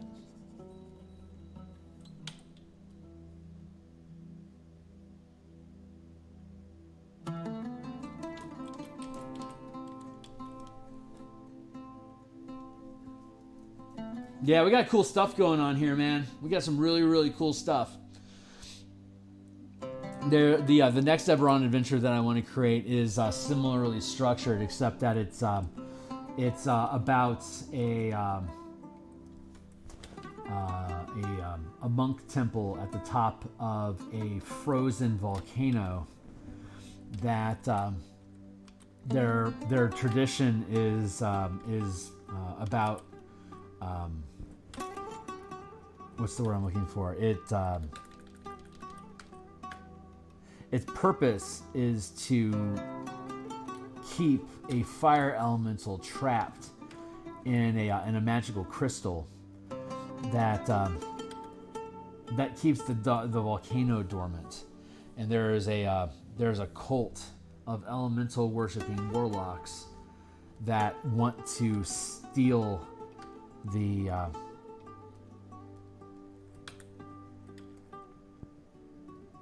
sorry, I'm having wall issues here.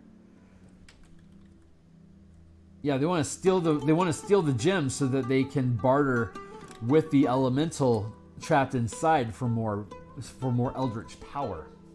And so they're enemies of this monk temple, and you can either play it as you're hired to steal the gem from both of them, or you're there to steal the gem, but then these cultists show up and fuck up your plans. There's the option of you being a family member that's invited to be a part of this annual celebration that happens in the small town where the temple is located, and things go awry, drawing your attention to the heist.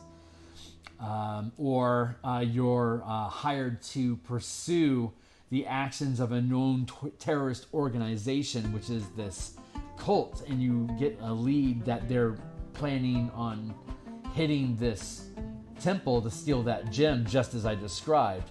And you have that information, but you either get there too soon you either get there on time and can try to fight them off, or you get there too late and it's already happening, and now you have to try to help the temple get the gem back. But it's that same sort of pathing.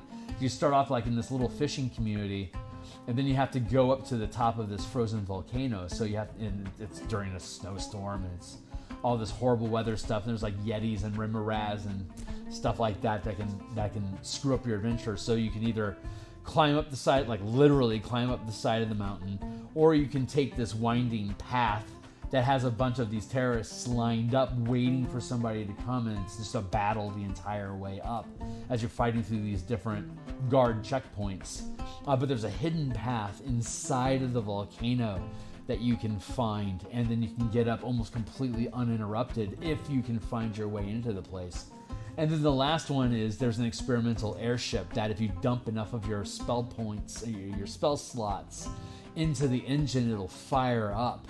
And it'll get you there faster than anything else can, but it's going to eat like 7 spell slots of a 6th level character. So like it's going to eat up some of your 3rd level spell slots, or your 2nd and 3rd level spell slots, or like all of your 1st level spell slots between 2 full spellcasters. So we got like a wizard, a cleric, a fighter, and then like whatever else. Like that fighter and that wizard are going to be almost completely cashed out if you choose that option. So it's fun. It's got a lot of different fun pathing. So you've got the mystery of finding out what's going on in town for social engagement and locking you in emotionally, and then you got the trek up the mountain, which has all these different paths you can take. And then once you're at the top of the mountain, depending on which path you took, determines what opposition you run into while you're there. Whether it's the monks themselves defending their temple if you're infiltrating it yourself, or the cult is already there and they have what you want, so now you have to fight the cult to get to it, and you have to fight the monks that don't want you to steal the gem from those guys either. Or you're there to help the monks. They've been defeated already, and now the cultists control the area. There are the only monks left that are captive, and so now you have to try to free the monks and get the gem away from the cultists. So there's a couple different scenarios and different ways to play it out, and it's same kind of idea. Like you can step through different layers of the adventure in different directions, and it all pulls itself together to, are you holding the gem or aren't you, and then what happens. So anyway, that's one of the ideas. So this place is done. I think, but yeah, I won't have an opportunity to get the VAT until I legitimately have no idea how long it's going to take. I've got so many other things that are on my plate that is just not. It's something I want to do, but if I don't get it done in the next couple of years, I'll be okay.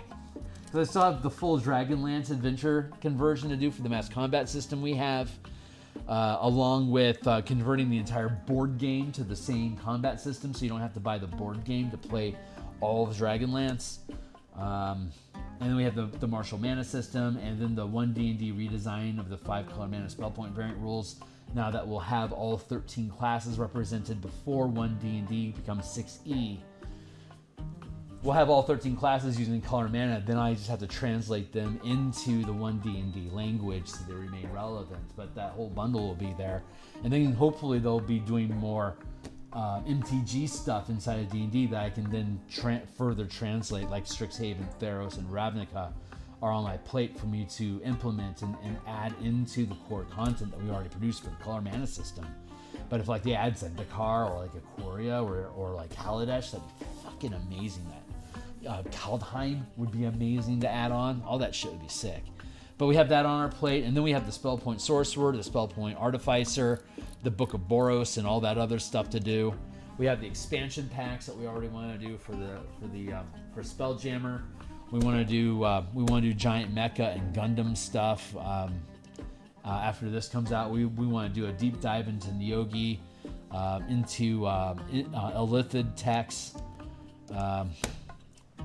There's like a billion projects I want to do. Fuck, I want to do Modrons and Mimics. There's the Book of Warforged. I want to do the Descent to Avernus, Infernal War Machine Hexcrawl, where it's giant 50-foot bunker like trenches designed for giant mecha and giant like Golostro creatures and stuff to run around and fight the Blood War in these massive trenches. So it's just like this endless network of just like iron cast trenches that have all these little bunkers, and there's all these night hags and different type of techies that go through these foxholes and these trenches looking for stray helltech that they can then salvage and rebuild and then sell them off to different warlords, and then like farm different areas inside of this inside of the trench network. So you can have a random generator for different bunkers and pillboxes and different choke points and strongholds that may have different type of random lords that are commanding those areas.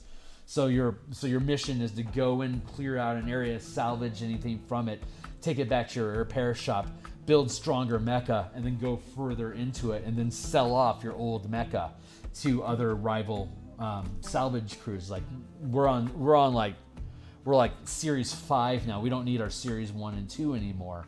So we can sell off our old tech to get more resources for us to be able to build out more stuff. Anyway, that's like a shitload of the stuff that I've got on my mind. I want to do Theros Spelljammer, just like into Nyx. I want to do the Spelljammer Eberron Space Opera, which is the campaign I actively run right now. I've got the Ravnica Underground, the Ravnica Rubble Belt Hex Crawl Simulator that I want to build, which is a color mana system where each hex is a different color land. And so you can gain different advantages using different types of spells or different types of magic while you're inside of that hex if you attune to it. So your team is motivated to go out and find different pockets of red mana. For instance, if you have like a red aligned team, so that you can take control of like this red zone, but there's like Gruul and other creatures that are trying to come in and fuck up your progression. So there's so much you can do with 5e. It is such a versatile system. It's just there's so much you can do with it. D&D is really like Wizards has really honed in on what they specifically want D&D to be, but mechanically and narratively it's so much broader than where it's at right now. There's just a ton of stuff you can do with it. And I think as a creator, my biggest joy is, since I love D&D and I start with D&D basically as my starting spot on almost everything, is like I see like Spelljammer, for instance. They released Spelljammer. It wasn't narratively or mechanically satisfying to me, so I rebuilt it. And then I put it on the DMsGuild because, like, you know, this is something that Wizards built. If you want a different feel to your campaign, or if you want a different style of interaction in campaign, you can use this instead. And like we can do that with Descent into Avernus. Build the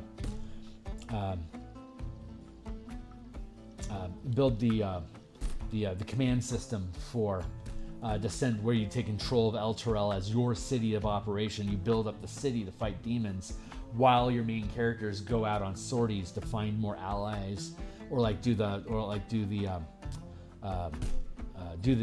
trench crawl to find tech, so you can bring it back to Elturel to further reinforce the defenses, so it can hold off both the devils and the demons that are trying to climb up the chains and take over the city. Once you can secure a beachhead around the city, it's secure until something bigger comes in and tries to wipe you out, which is why you're having an arms race, trying to accumulate enough force before something big comes through that's going to be able to knock your chains asunder. So it becomes a level 1 to 20 campaign with you scaling up into giant war mechs, like 500-foot colossals running around and bashing each other, in Avernus wastelands. So, but all this stuff could take me till 2030 to complete. So it's just, I don't know how WotC's going to play in the future. I don't know what kind of access we'll have once 6th edition officially rolls out. We don't know if the DMsGuild's going to get shut down, and if it does, is D&D Beyond going to replace it? And if it does, is it a marketplace that I can even value and do the kind of stuff that I want to do in? Because while Wizards lets me use their IPs, I can use all these mechanical ideas and these different campaign themes and just build out stuff and use Wizards IPs as demonstrations of how to execute these things. But at some point, they're going to end up pushing me away, and that's when I have to start thinking about doing Kickstarters. And hopefully I'll have a broad enough library of content that I've got published that's 100% preview for folks to be able to look through the work that I do, so they get a kind of an idea of the kind of things that I build. So when I start doing Kickstarters, I can point to all these different things as proofs of concept for executing, big vision or even small scale projects, just to I can get them done. So anyway, I'm talking business again. I know that's really boring for people that are tuning in. So I'm going to stop. It's the end of my night. It's 9:15 here in Seattle. It's time for me to drop out. I'll be back in around probably less than 9 hours. We're going to work on Flumps and Hadozi and Elves, and I don't know what all we're going to get into tomorrow. We'll get into this stuff. But right on, Dreams. Glad to hear it. Anyway, I'm still self-conscious about it. It's my hopes and aspirations, and I have zero control over whether any of it's going to get executed or not. I barely control my pen when I'm painting stuff, much less my fucking future. So we'll see where it goes. That's the big brain cool, that's the stuff that keeps me logging in every day and pushing forward with a specific, to complete the project. Once this project is done, the next project is already lined up. This is the next one you have to do. It's demanding, but it just, as long as you just keep putting one foot in front of the other, you eventually get the thing done.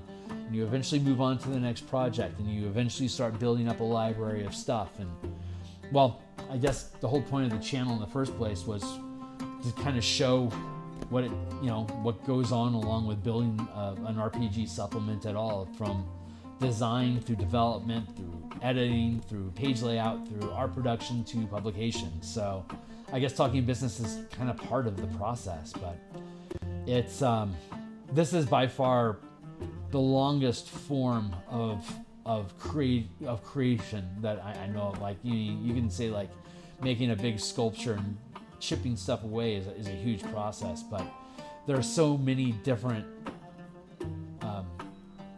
arts that fold into producing an RPG supplement. The mechanical aspects of it, the technical aspects of it, the artistic aspects of it, the layout, the language, the aesthetics of how things sit on a page, both text as well as images, is really tapping into a lot of different styles of work that if you hit all of them well enough, you end up creating a really cool thing.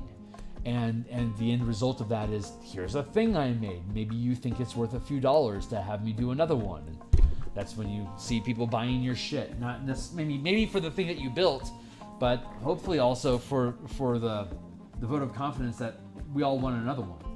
So anyway, that's it for tonight. I'll be back in the morning. I will do a couple hours worth of color art there. And then that'll be Friday. So I'll bring on for 2 or 3 hours tomorrow because I'm on vacation right now. Tomorrow's my last day of vacation. So on Monday plus, I'll return to my normal schedule of about an hour and a half to 2 hours of the art in the morning as opposed to 3. But so I'll be on tomorrow in the morning, and I should also be on like maybe like from like 6 till 9 my time, and then probably like from maybe 2 till 4 as well. And then I'll be back on Saturday morning for a few hours. And then I'll be back on Monday morning and night. And then I'll be back on Tuesday morning and lunch. And then Wednesday morning. And then Thursday morning and night. And then Friday morning and Saturday. And we just keep looping until all the shit is done and it's published and we push it off of our plate. And then the next project gets racked up to the next priority. Eberron right now is only Mondays and Thursday nights, but as soon as Spelljammer is done, it is Monday through Saturday mornings every day. And until it is done, the same process we've been doing tokens and stuff with in the page layouts and the table building and all that stuff that we've been seeing with the Spelljammer adventure. And then once the Eberron adventure is done, then the Martial Powers project becomes my primary. And at the back end of that, we should be seeing Dragonlance mass combat development. I'll be doing playtesting for that probably in September, I want to say, is when I'm going to start doing playtesting there. The framework already works. We already know from Horde of the Dragon Queen that the mass combat system is solid. It's solid.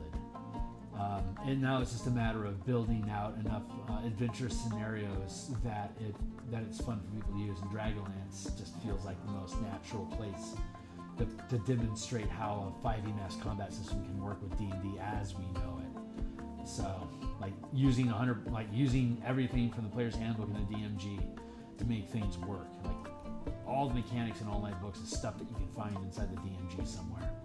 Or the Player's Handbook is like either just a variant rule that I'm using in a different way, or it's using the same mechanics but like with a different scaling. But it's all 5e stuff. It's just a different way of looking at how 5e is played. Since I use Wizard stuff to prove my point, I publish it all in the DMsGuild. But at some point I won't need to do that anymore. So we'll see where that goes. Anyway, I'm exhausted. It's time for me to go to bed because I am rambling like a madman. But God, I love doing this stuff. I feel blessed to have the opportunity to do it. I really appreciate you folks hanging out with me. If anyone is lurking in the background and you're new to the channel, thanks a lot for checking it out.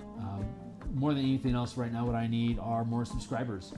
Once I can get to 1,000 subscribers, I should have no problem with being able to maintain momentum, and well, then I'll get paid to do painting every day that I log in, and I'm looking forward to that. So I am going to see you guys on the other side. Yeah, Dragonlance is going to be cool, man. I will talk about that for days in the future. So stick around, and we'll get to it. See you guys on the other side. If you ever want an Enigma and I play test as DMs, thank you very much. I will keep that in mind. Yeah, definitely. I'll see you on the other side.